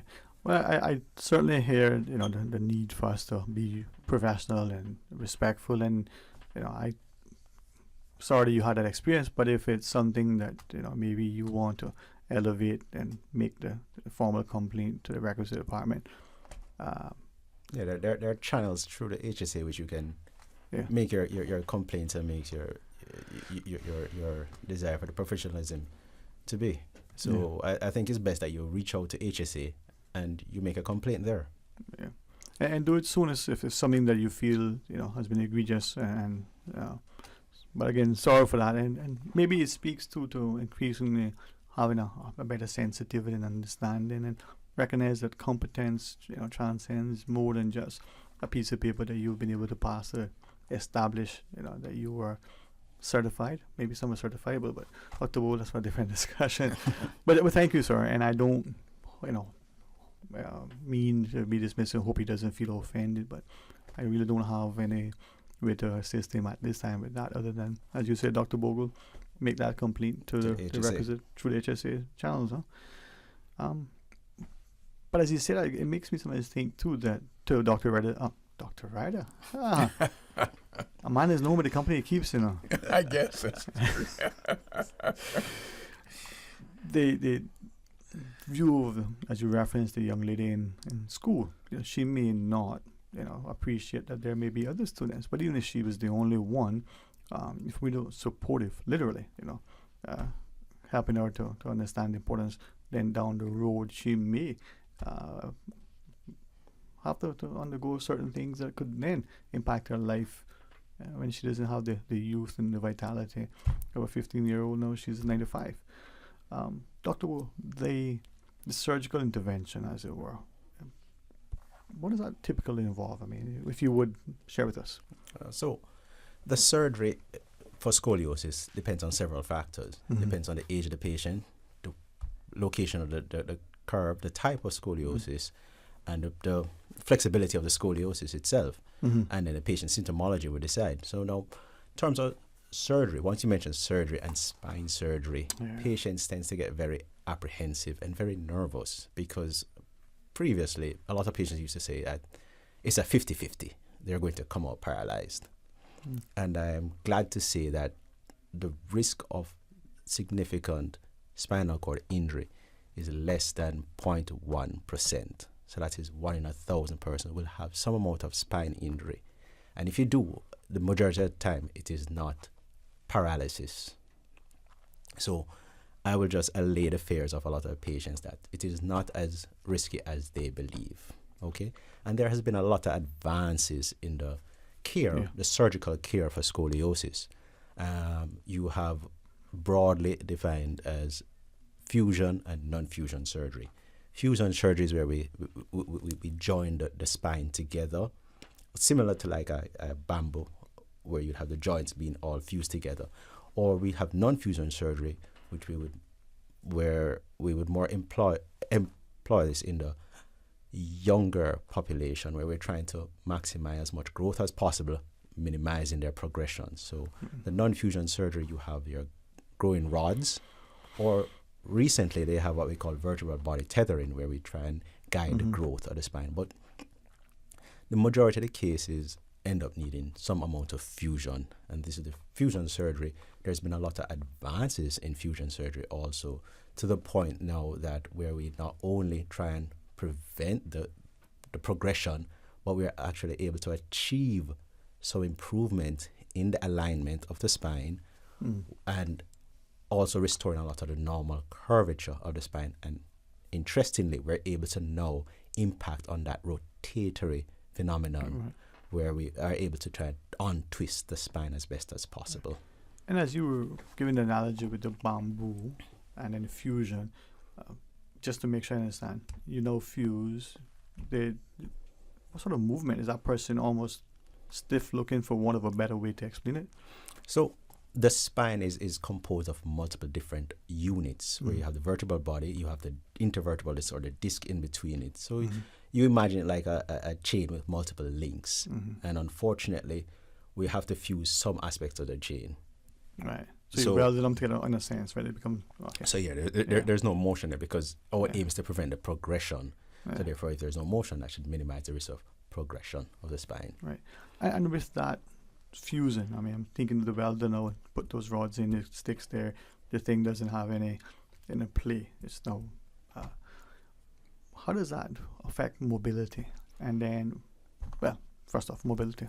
So it does have a significant impact, because one, you have to look at you achieve some of your height through your spine. So therefore, once you fuse, you're losing some of the height of the spine. And also the motion segments of your spine, which is your neck. The major motion segments are your neck and your lower back. The good thing for us is that the majority of scoliosis tends to occur in the thoracic spine, which is your chest region, where you don't have a lot of you don't need a lot of mobility to that region. So therefore, it's not like you'd be losing a lot. Of motion. But if we have to go down to the lumbar spine, that's the lower back region, you will start to lose some mobility. And then with that, if it's a prospect that there could be some sort of degeneration going forward, and then if it's fused, how does that? So once you have fused the spine, and there's been a lot of debate in the literature and among surgeons as to where we go, because every level that we can save, we want to save. So we try and minimize how much of the lower back we need to fuse, because once you fuse it, the levels above and below will start to undergo increased pressure, and they're at risk, increased risk of degeneration. So we try and minimize how much we need to fuse. So we look at the pros and the cons, and we try and input something that will significantly benefit the patient. I guess, Mr. Redis, where you come in with the bracing, I guess, well, if there is surgery, would bracing still be necessary? Generally, after surgery, no. But I take a little different approach than Dr. Bogle here. I try to scare my patients about surgery. And because one of the biggest issues we have with scoliosis bracing is compliance. And back to the psychological issues, the child doesn't want to wear the brace. So it's a little bit of a scare factor, but a little bit of an education factor. I have these patients come in and they think they're going to go in the hospital and get the surgery. and it's going to be a day surgery, that they're going to go in at 6 in the morning and they're going to be out at noon. It's much more than that. Mm-hmm. I know my physicians in Florida generally keep them in the hospital for 5 or 6 days, and it's a major surgery. But agreeing with him, I think in all the years I've done scoliosis bracing, I've had one child come out of a surgery who's had some paralysis, and even that dissipated after a few days. Yeah, indirect, I mean, you've answered what I was going to ask in terms of the effectiveness of bracing, and maybe having people understand, hey, surgery, like anything, is a big deal. The skilled hands of Dr. Bogle aside, could still, you want to get there. You fuse it, you can't unfuse it, I would imagine. Mm-hmm. You put salt in the soup, you can't take it out, right? You can always add. So the effectiveness of bracing then and therapy and physical therapy, like, there was a big international study done probably 20 plus years ago, and it was fairly interesting. And they looked at the Russians at the time. The Russians were doing electrical stimulation, and they had a 39% effectiveness rate. Huh. The French were doing physical therapy, and they also had a 39% effective rate. Yeah. The Americans are doing bracing, and again, this was years ago, and that was a 79% effective rate. And I would say, based on newer bracing styles, newer techniques, combining bracing and physical therapy, that we're probably well over 80% effective with bracing at this point. Okay. So does electrical stimulation would be like IFC and the like? I believe so, yeah. I mean, it's been years since I read this study, but I know that was a Russian thing they were doing, so who knows with them. You know what? Maybe a good place for us to take the quick break. When we come back, we'll wrap our discussion up. But we want to also ask about preventative measures. They say an ounce of prevention is better than, what is it, 50 million pounds of cure? Something like that. All right. Join us after the break and we'll conclude the discussion on scoliosis. At Doctors Hospital, we know life happens, and usually when you least expect it. So when unexpected medical issues arise, you need quality care close to home. Located in the heart of Georgetown, our accomplished team of physicians and medical staff treat minor urgent conditions such as migraines, chest and abdominal pain, shortness of breath, burns, broken bones, open wounds, and more. 24 hours, 7 days a week with no appointment necessary. Peace of mind is important when life happens. At Doctors Hospital, we're always here just for you. Need to speak to someone? Call 949-6066. From boat days to beach gatherings, leave the catering to Subway. Choose from small and large sandwich platters, double meat wrap platters, and top it off with optional cookie platters for dessert. Or ask about our Subway box to go with the option of 6-inch or foot-long sandwich, 1 cookie, and 1 bag of chips. For all occasions and celebrations, let Subway focus on the food so you can focus on the fun. Visit subway.ky for catering options. Subway. Eat fresh. The best foundation you can wear is glowing, healthy skin. The offices of dermatologist Dr. Dwayne Porter specialize in enhancing your skin's well-being. Whether you're seeking advanced skincare, including any skin cancers, Botox, filler, cosmetic skin enhancements, or simply looking to reduce wrinkles, Dr. Porter offers a full-service dermatology and dermatological surgery practice. For more information, email drporterkman@gmail.com or call 946-9020. That is 946-9020.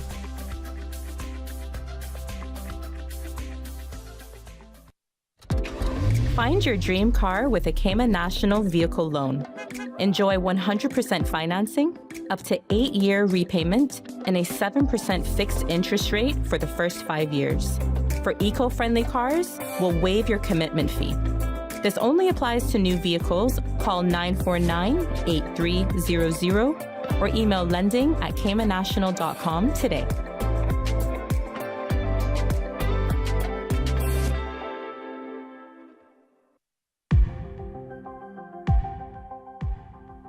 The hurricane season is here. Are you ready? Now is the time to prepare. Follow the Water Authority on social media for important announcements and survival tips throughout the hurricane season. You can download free preparedness brochures from the Water Authority's website, www.waterauthority.ky. Be aware, be safe, be prepared.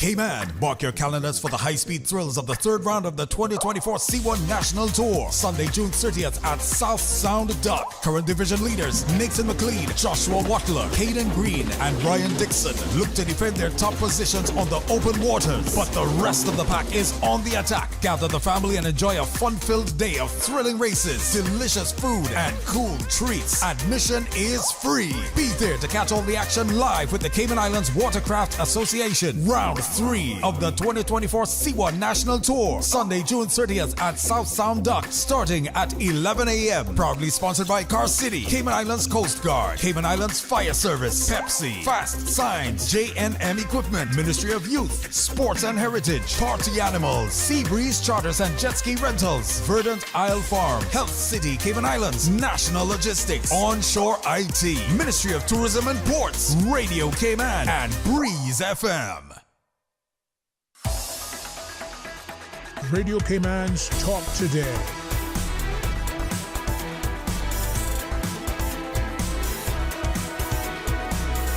What is on your mind, Cayman? Hey, welcome back, and thanks again to Dr. Bogle and Mr. Ryder for joining us and to the HSA for this partnership. And as we talk about scoliosis, I'm hoping, respectfully, Mr. Ryder, as you shared, it will encourage people, in understanding, hey, you have this thing, don't ignore it, because at the end of the day, there are options. But in going to the break, I want to ask about preventative measures. Are there anything that we can do to maybe reduce the risk of developing scoliosis? Or unfortunately, as I previously highlighted, the majority of scoliosis are idiopathic, so we don't know the cause of it. So there's no known preventive strategy for scoliosis. However, I would also hasten to say that what is important is early detection and early intervention. Okay. I want to ask something again, just picked up on what you were sharing, and I'm thinking to those of us who may be involved in sports or who may, for whatever reason, have a more sedentary lifestyle. If there is the possibility or the consideration, but even if it isn't, it would help. Exercise, proper exercise, exercising the muscles correctly and the correct muscles would help. That's what we were told, right? Mm-hmm. Is there anything you can share with us? And I'm thinking of the young person sitting often at school at a desk or in that comfortable gaming chair, in that envelope position almost. Maybe they need to develop their core, more than their biceps. Dr. Bogle, from the anatomy perspective, what muscles should we be looking at for the back and for the lats and for all the other stuff? In terms of exercise and physical activity, I always encourage physical activity, not just in the narrowly looking at scoliosis, but in general, looking at spine health and activity. So physical activity is important and exercise is important. In terms of exercise, you have your global aerobic type exercise where you go, you participate in a sport. And one of the sport I like is actually swimming. Swimming is a lovely sport. Okay? In terms of exercise, you have exercise which is then geared towards your back, which is, I would say, your core exercise, your core strengthening exercises. And unfortunately for a lot of us, when we say core exercise, a lot of persons only focus on the abdominals because those are the sexy muscles if you're looking at the front. But you have to look at your back muscles and your back. So your muscles along your back, your lower back and your upper back are important also. Okay, so work with me. If I went to my, physiotherapist and she's gonna, Miss Taylor is fantastic. She doesn't mind me saying hello. She is amazing. And she's gonna put me through the paces, and then I go to my personal trainer, and he's gonna, Mr. Yates, he's gonna say, okay, I need you to work on these muscles. For me to have a dialogue with him so that he understands, and I want him to target certain muscles in my back or shoulders. Which muscles? So to answer that,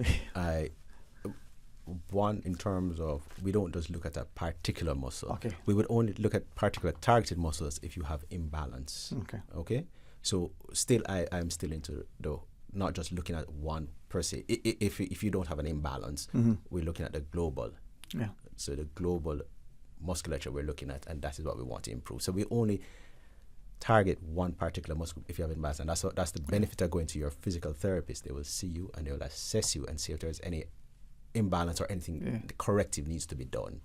Yeah, and I appreciate that. And the reason why I was asking, many of us, we want nice abs, we don't want a 6-pack, we want a case, a 12-pack, whatever. And then there's some who will work on the biceps and the leg. And as we go to the core, even in the delt region, we may be targeting one muscle versus another. And I remember some of the names Ms. Taylor was telling me about, but I mean, bother try pronounce them. So I was going to ask you, as we looked at our back from the lats to the others, are there particular muscles in the shoulder area that we should be mindful of, the lower back that we should also emphasize, because they may not get the exercise that we would want from a push-up or a pull-up or what have you. Oh. So no, you won't get it from a push-up, but in terms of you have your core exercises, which is your planks will help you, your back exercises, your supermans, your deadlifts will help you. But I have to hasten to say, with the deadlifts, you have to ensure that you have correct form, or else you'll be doing more damage than good to your back. Like anything else, man, All right.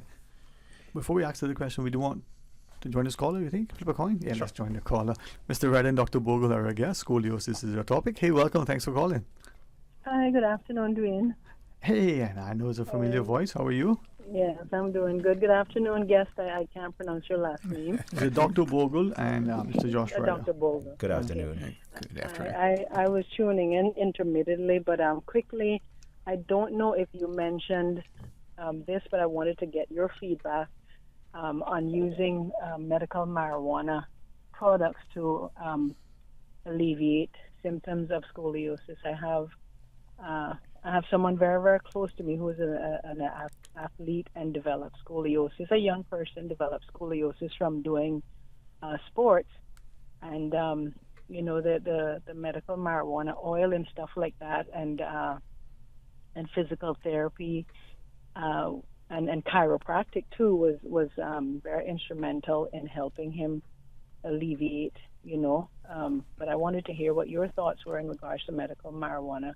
I don't think we give that resource enough credit in assisting the body in healing and functioning, especially during injury. So what is your take on that quickly? So, if any. Oh. So the management of scoliosis is multifactorial. You use multidisciplinary, so multiple avenues you use to look after scoliosis. And you have your physical, which is your chiropractor, your physical therapy, your exercise, but also the patient will have pains, and they can have back pains, and you need some medications to help you with the back pain. Whether you're going to use your over-the-counter medications or your prescription medications as necessary, but whatever it needs to help to improve your pain. Now, using medical marijuana in the skeletal immature, the younger set of patients, I'm not quite clear on that, but there are a lot of patients who just use over-the-counter medications to help them through that period. For the pain. So you don't. Am I right in hearing that you're not? And I'm not trying to be rude here. Mm-hmm. I just want to make sure I understand. So, in your response, you're basically saying you're not too versed in knowing what the results could be in using that product, or I'm just asking for resources here in Cayman, Sure. So in terms of the use of medical marijuana for the treatment of scoliosis has not been looked at. Like certain products, yes. Yes. So what they look at is just pain medication in general. So we just say analgesics. So you use pain medication to help treat the pain symptoms that the patient's having. So it's not like they look at one particular modality of treating the pain, okay? Right. Because you'll find that pain is composed of multiple things that can cause pains, and sometimes you have to hit it from different avenues.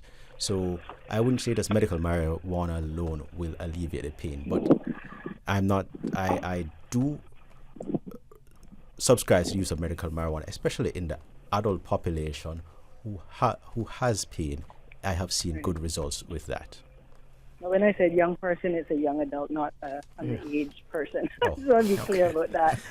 Yeah, that do have a medical marijuana card. It's just I just wanted to put it out there, and just say that I am aware personally of the positive results in that regard to assist with pain and healing and stuff like that. But I won't hold you gentlemen up much longer. I'm just going to throw that out to hear what your feedback was. But thank you. And this is where I think, thanks so much, Colin. grateful to the HSA because many times people may have this avenue to ask questions. They may have certain things answered, but it isn't, being asked. As we close our discussion, again, thanks to both of you for coming in. Mr. Ryder, first to you, any closing thoughts, and to both of you as you give your closing, any sort of lifestyle tips, adjustments, anything that you may want to share in your closing? I would just say with scoliosis, it's treatable. We can have positive incomes, and back to the importance of exercise with scoliosis and strengthening those core muscles and the new modalities of physical therapy and new things that have happened the last few years to even increase positive outcomes involving bracing and physical therapies. There's some good things going on, and not just for adolescents, but for adults too at this point. Indeed. Dr. Wiggles. I would just hasten to say that once you have a diagnosis of scoliosis, it doesn't define you, and it's not a sentence, okay? A lot of persons have lived a normal life with scoliosis, and some of our individuals have become world beaters with scoliosis. So, prime example of this is Usain Bolt. He does have scoliosis, but yet still that didn't stop him from performing. He performed well. But what I would say to highlight living with scoliosis is that what is important is that, one, as you stressed on before, exercise, physical activity, proper posture, back health, ergonomics, furniture as necessary, and also proper diet, nutrition, weight control, and also I would recommend that there is the psychological aspect to scoliosis, to living with scoliosis, as a lot of the younger population, young teenage girls are affected with scoliosis, and there are psychological challenges, whether they're being teased, whether their images is damaged, their view of themselves is damaged. So it's important that, one, there are support groups there, whether locally, regionally, or internationally. You could become part of a support group. And if you do have issues and have challenges, you can then seek counseling from a licensed therapist to help you get through that period. But definitely, the majority of patients can live and do live with scoliosis. Thank you both not only for coming and referencing, the physical aspects, but, understanding the psychological implications from even society's perspective. So thanks again. Maybe we'll have continued discussions. Work on exoskeleton for me. There you go. I have a design in mind. Let me go see what I have in the trunk. There you go. All right, to our listeners, HSA always has a great team, so reach out to them. But when we come back, some open line, they want to share some thoughts with you. Stay tuned. Information, entertainment, inspiration. Covering Grand Cayman, Little Cayman, Cayman Bright. Since 1976 till now. Radio Cayman in the Cayman Islands. From Radio Cayman's newsroom, this is Headlines. The Headline News is brought to you by Kirk Market. With your latest headlines, I'm Felicia Rankin-Zollins. On Wednesday, June 26th, the Cayman Islands government will officially open its Asia office to establish and deepen strong public and private sector relations throughout the region. Deputy Premier and Minister for Financial Services and Commerce, the Honourable Andre M. Ebanks MP, the ministry's chief officer, Dr. Dax Basteo, and government's Deputy Representative for Financial Services to Europe, Julie Campbell, will travel this weekend to attend the commemorative reception at Swissôtel the Stamford in Singapore. In international news, the U.S. Federal Trade Commission has referred a complaint against TikTok and its Chinese parent company ByteDance over potential violations of children's privacy to the Department of Justice. The FTC says its own investigation uncovered reason to believe that the firms are violating or about to violate the law. In a statement to BBC News, a TikTok spokesperson said they were disappointed by the decision. A mysterious monolith has appeared in the Nevada desert over the weekend, sparking speculation as to what it may be and who is behind it. The structure was spotted by the Las Vegas Police Department, who said they saw it during a search and rescue mission north of the Las Vegas Valley. The monolith is similar to other similarly puzzling ones that appeared around the globe in 2020. These are your headlines. I'm Felicia Rankin-Zollins. www.radiocayman.gov.ky. Check out our social media pages: Facebook, YouTube, X, formerly Twitter, Radio Cayman Headline News.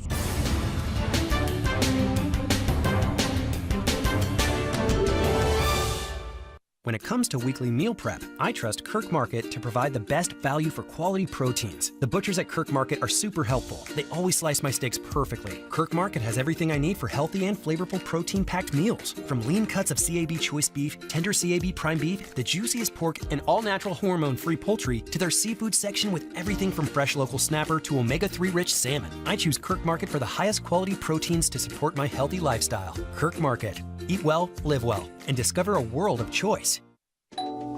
Discover your dream home with Cayman National's home loan. Get up to 95% financing, repayment up to 40 years, and just a 0.5% commitment fee. Your interest rate? Depending on your risk factors, it'll be fixed or variable. Plus, you get a pre-approved credit card. This is a limited time offer. Dial 949-8300 or email lending@caymannational.com today. Radio Cayman's Talk Today.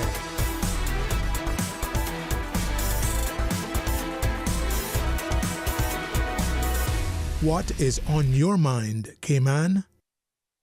Okay, thank you very much for joining us, and thanks to the great team that we have here at Radio Cayman. As you know, just working. All right, let's have some open line now. 949-8037, 949-6990. WhatsApp call if you wish, 925-3261. Let's go to the phones. Welcome, thanks for calling. This is Dwayne. Hey, how are you, man? How are you? Man, hey, man. Good to hear from you, man. I like the show, man. Good bless up. Thank you, man. We try our very best to make it, not just educational and informative, but sometimes, hopefully, a little bit of lightheartedness that brings a little bit of laughter and levity to people's lives, huh? Right. I think it's one of the kind of can show the purposes of a radio show nowadays, you understand? Uh-huh. Not try to be so, fear-mongering or, on the wrong side, like always only preaching on what might happen or what could happen. It's and good, show you what you could do if you do this, Yeah. kind of meta. I hear you, man. It's good to be positive. I mean, for me, you need to be pensive and prayerful and purposeful, but you also need to recognize that there is a reality. And as you live in that and plan for eventualities, it's important to be positive, man. I mean, life isn't always easy, Life isn't always pleasant. Life isn't always that thing that you imagine, wanted, desired, or even deserve. But at the end of the day, life is what it is, bro. That's what it is. That's what it is.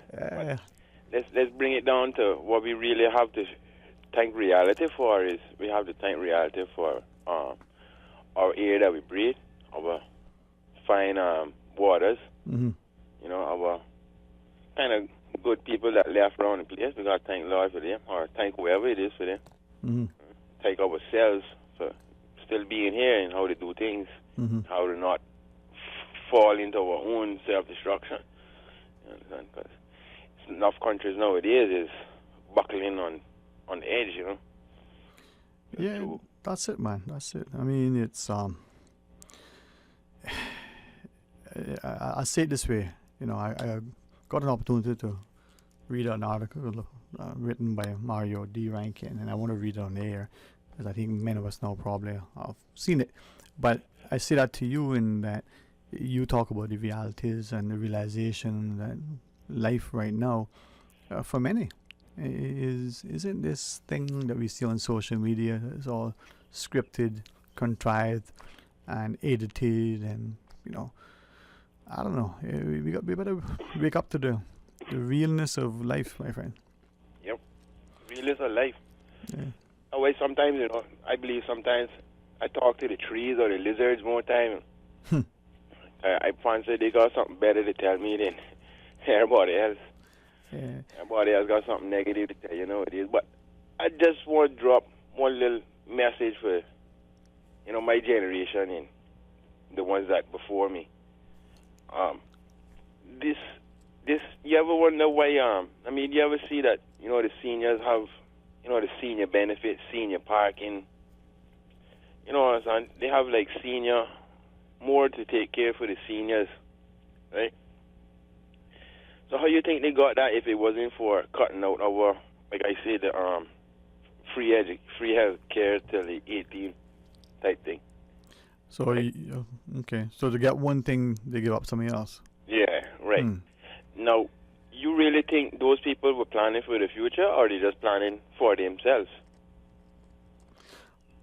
For me personally, I think many times societies, and sometimes maybe we need to look at our own more deliberately. I don't think we're conscious. We're not deliberately planning for anything. We just let things happen. We're not. For me, and I'm grateful to my parents, my father in particular, for saying, make provision. You're doing something now. You're building your house. You may not do this thing. You may not be able to afford. But what if you did? As an example, long before solar panels were the thing, he said, well, what it would take to run a little pipe to provide for the wires later on if you ever did. You put things in place so that when you go to do it, you're making provision, right?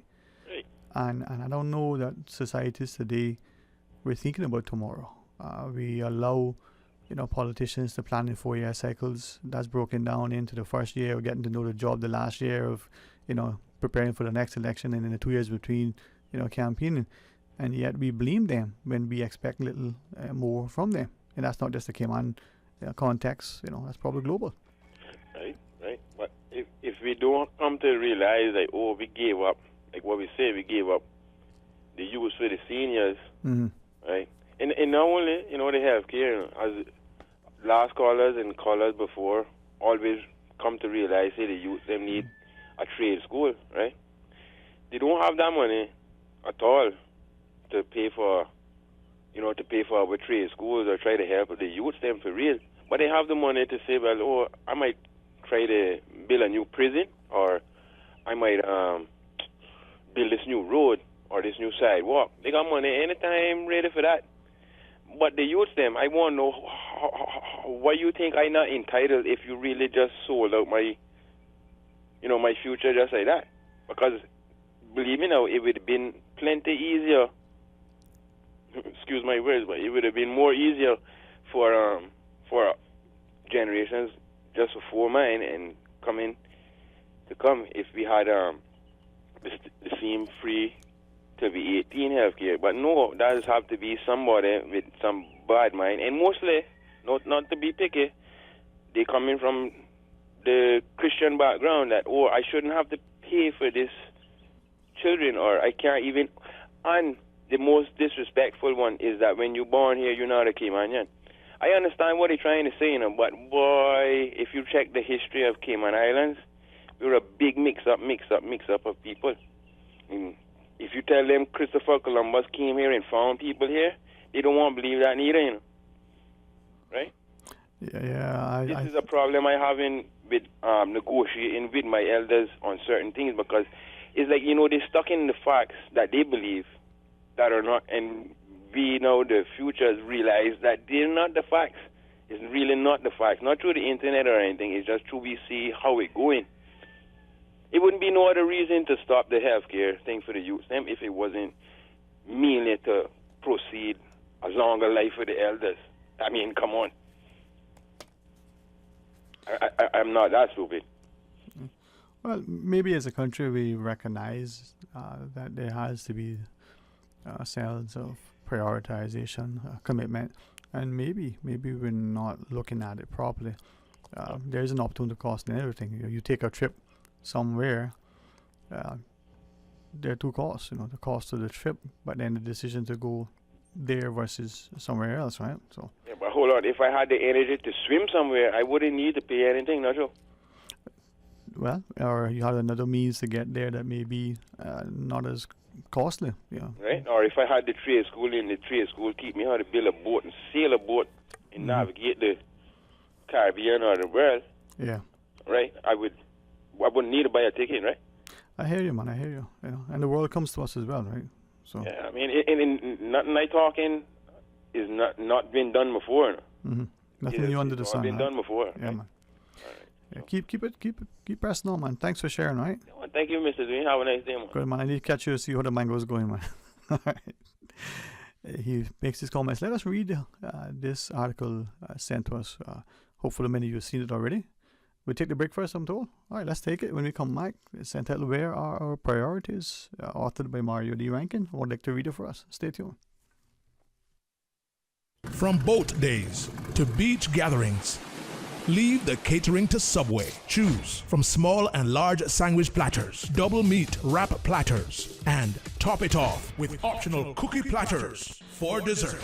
Or ask about our Subway box to go with the option of 6-inch or foot-long sandwich, 1 cookie, and 1 bag of chips for all occasions and celebrations. Let Subway focus on the food so you can focus on the fun. Visit subway.ky for catering options. Subway. Eat fresh. At Doctors Hospital, we know life happens, and usually when you least expect it. So when unexpected medical issues arise, you need quality care close to home. Located in the heart of Georgetown, our accomplished team of physicians and medical staff treat minor urgent conditions such as migraines, chest and abdominal pain, shortness of breath, burns, broken bones, open wounds, and more. 24 hours, 7 days a week with no appointment necessary. Peace of mind is important when life happens. At Doctors Hospital, we're always here just for you. Need to speak to someone? Call 949-6066. The Ministry of Education and the Passport and Corporate Services Office remind all students traveling to and from school overseas to ensure their passports are valid for both travel and entry into their destination country. Passports should be renewed at least 10 weeks before departure, and any necessary student visas must be obtained. For passport services, contact the Passport and Corporate Services Office at 649-7678. For Ministry of Education scholarship inquiries, contact scholarships@gov.ky. This message is brought to you by the Ministry of Education and the Passport and Corporate Services Office. The Church of God Chapel's Children's Choir presents Sermon on the Mount, Catch the Spirit, for 2 nights only, June 23 and 30. That's 7 p.m. each evening at the Family Life Center on Academy Way and Walkers Road. Admission is free. Bring the whole family and come for great entertainment and inspiration. That's June 23 and 30 at 7 p.m. at the Family Life Center on Academy Way and Walkers Road. Sermon on the Mount, Catch the Spirit. Radio Cayman's Talk Today.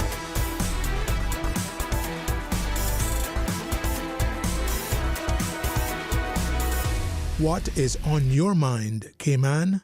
Hey, welcome back and thanks for joining us. And as we shared going into the break, we want to read something that was authored by Mr. Mario D. Rankin.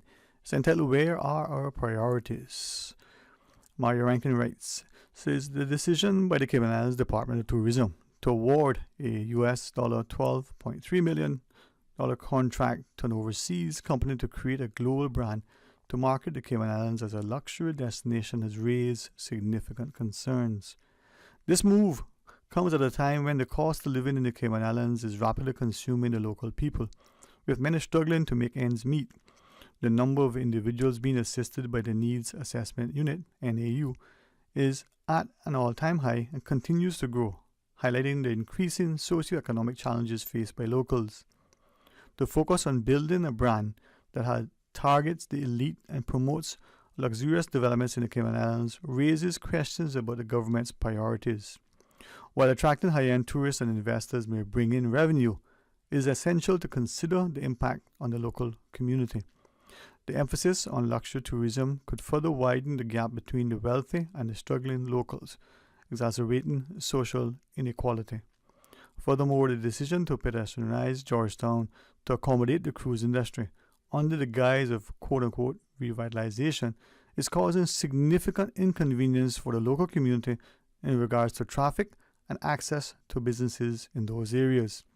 The increased traffic gridlock during the week due to the roads being closed to foot traffic only has disrupted daily life for residents and businesses in the area.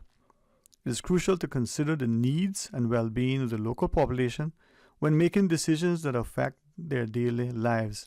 It's always been a challenge to find parking in the Georgetown area, and now even more so with roads being closed. Where would people go to park and come into town?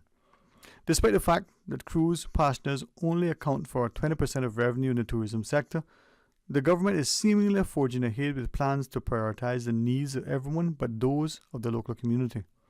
This unbalanced approach raises concerns about the government's commitment to supporting its own people and ensuring sustainable development that benefits all residents of the Cayman Islands. In conclusion, the decision to award a lucrative contract for global branding to promote the Cayman Islands as a luxury destination is absolutely ridiculous, while neglecting the struggles of the local population and prioritizing the needs of everything else over the island's residents is a worrying development. The government must reconsider its approach and ensure that policies and initiatives are in place to address the pressing socio-economic challenges faced by the people of the Cayman Islands. Sustainable development should take into account the needs of both locals and tourists, fostering a balanced and equitable future for all. And that was written by Mario D. Rankin. Thank him for taking time to think about what he wants to say, putting it down, and sharing it with us. I trust that I would also encourage others to do likewise. You have something to say, share it. Whether you put it in writing or whether you make a phone call, but make it in a way that you stand behind what you say. Make it from a place of a considered perspective. Make it so that you share and engender dialogue, greater conversation.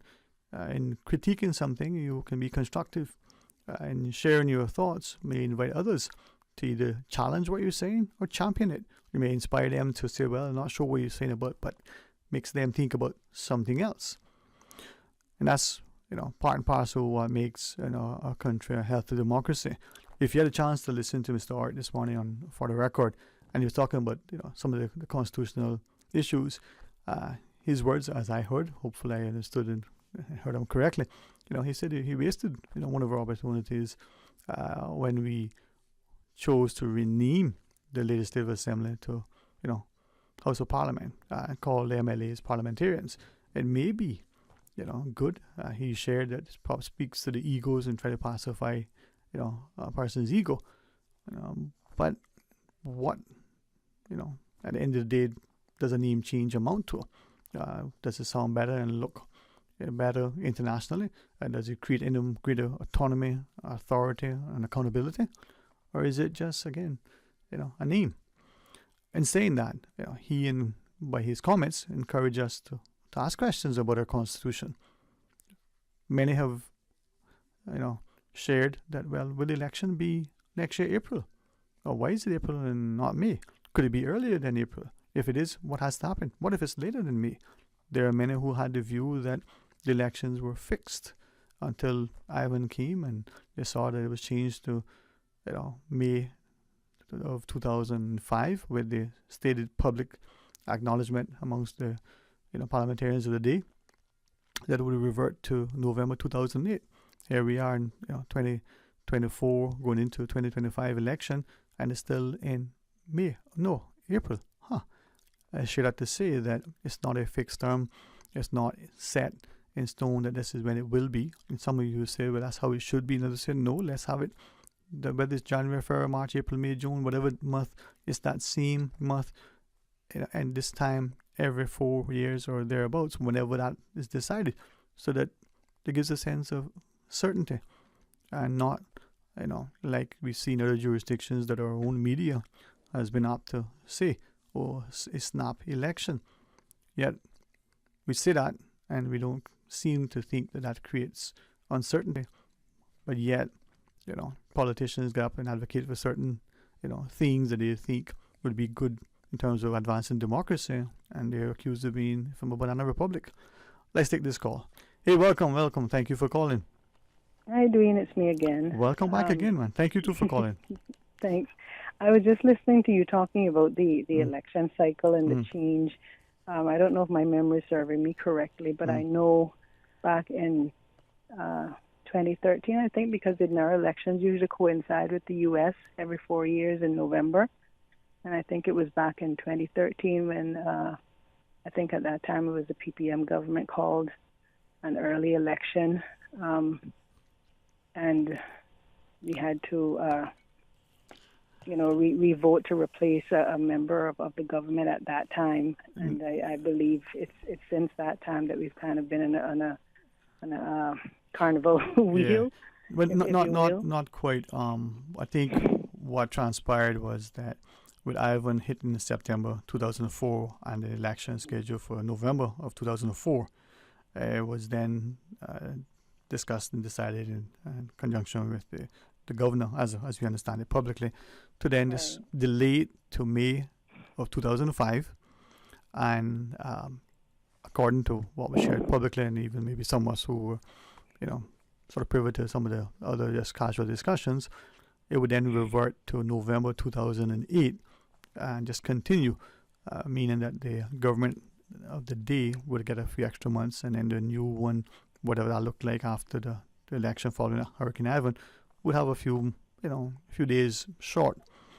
But you are right, it used to coincide with the U.S. presidential election in November. There were some... sorry, go ahead. Before I continue expounding, go ahead and ask and share, and I'll tell you what I understand. No, go ahead. I was Okay. just basically going to repeat myself that I remember. Right. Yeah. So it was Go from ahead. 2005. And then there were some who shared that, following an election, there is this little time lag where, the parliamentarians, even if they're returning primarily, or if there's some new ones, they're getting their ministries sorted out, they're getting their bearings, they get up to speed. And so, there may be 6 months. There are some now who say, well, if the U.S. presidential elections come into play, you have a potential 6-month time lag. If our elections are 6 months after that, we have another 6 months, or you could potentially, be impacted by 1 year out of a 4-year term. All right. Okay. I just thought I remembered it when they called that or whatever it's called by-elections in 2013. When PPM was the administration at that time, and they had to call a by-election. I thought that's where this news cycle started. The by-election for which seat? I don't. They were calling for Mr. Bush to. Where it was 2013? No, that the 2013 election occurred in May, as the one in 2008, as the one in 2005, as all except the last one, which was in April. And it was only as a result of the decision to postpone the elections from November 2004 to May 2005 because of the passage of Hurricane Ivan. Right. We did Well, have... what did we have in 2013? We had a general election. Okay, I thought they had a by-election or early election. Didn't they call an early election sometime around there? No. The only time we had an election that was earlier than May as a consequence of the change from 2004 was the last election cycle. It was brought forward to April, just a month or so earlier. Okay. But there was great speculation that was going to transpire, before the year rolled in anyway, given, how things were seemingly shaping up.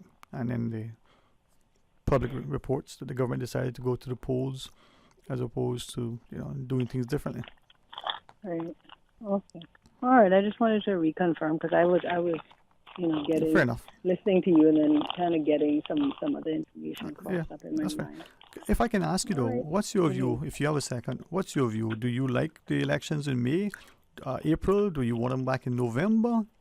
What is your preference? I personally think that it worked very well going in November. I mean, it gave, to me, it seems it's still the 4 years, but then it gave, to me, going further down the year, it coincided better with the new administration taking over at a earlier time, and then it gave people more time to prepare because I don't know how to explain it. But anyway, to answer your question, I think November was great. November was perfect, and it would, just roll over for the new administration to take over right into the new year, and they have the because different things happen during the course of the year that right. unravels a lot of things that goes into play with governments, which will cause things to break up.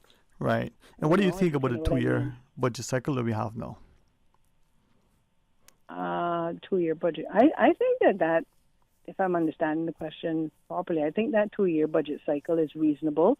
It probably should go down to maybe a year because the way that the budgets have been handled, this is only my personal opinion, the way that the budgets have been handled recently, and when we look at the reports that are coming out of the Auditor General's office, right.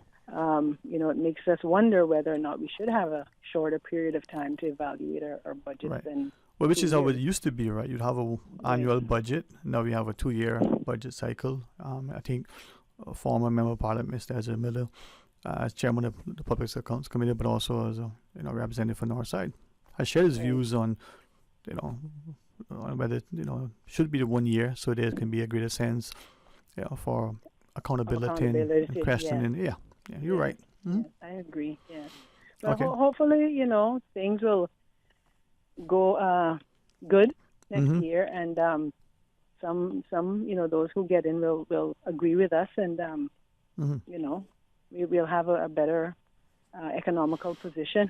Yeah. Next year. Well, companies have a 5-year budget, but they review on an annual and more frequent basis.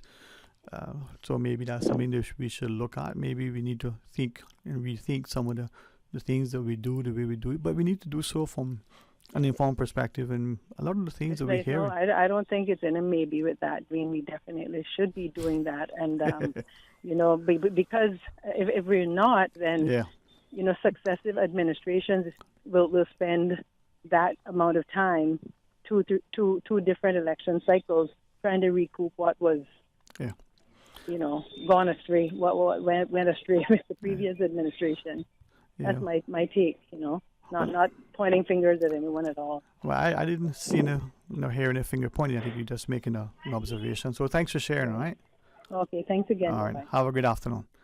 And to the caller and others, and to the gentleman prior, the idea that we have a view, we may question certain things, we may, posit something, and hopefully others will be encouraged. They'll take up what is said, critique it, perhaps challenge and champion. But at the end of the day, if we don't think and ask questions, where would we be? And maybe, as someone has shared, the reluctance, to demand accountability is because we ourselves are reluctant to accept and assume responsibility because we don't really held accountable either. If our parents did that, where would we be today? And the seafarers of yesterday with their, spouses and their mothers in particular, we saw the stalwarts of the day, and that investment, that willingness to do what they did then has certainly positioned us to enjoy what we have today. But what are we willing to do for tomorrow? Well, on the show tomorrow, Mr. McKeever Bush and Mr. Chris Saunders are expected to be your guests. They have a number of motions coming before the House when it reconvenes. We'll have that discussion. Hopefully, Mr. Philip Richter will be able to join us at some point as well, but I'll reach out to him. That's how we're going to start the show tomorrow, and we want you to be a part of it. We invite you prayerfully to have a very safe and enjoyable rest of this day. Talk Today is brought to you by Subway, open 24 hours in Countryside, Anderson Square in Georgetown, and Centennial Towers in West Bay. And by the Ministry of District Administration. Explore your history, explore your land, explore your sister islands. And Cayman Airways. Call them on 949-2311 to book your nonstop flights to Los Angeles and Panama. And Digicel, Cayman's bigger, better network. And Doctors Hospital. Peace of mind is important when life happens. Doctors Hospital, always there for you. Call 949-6066.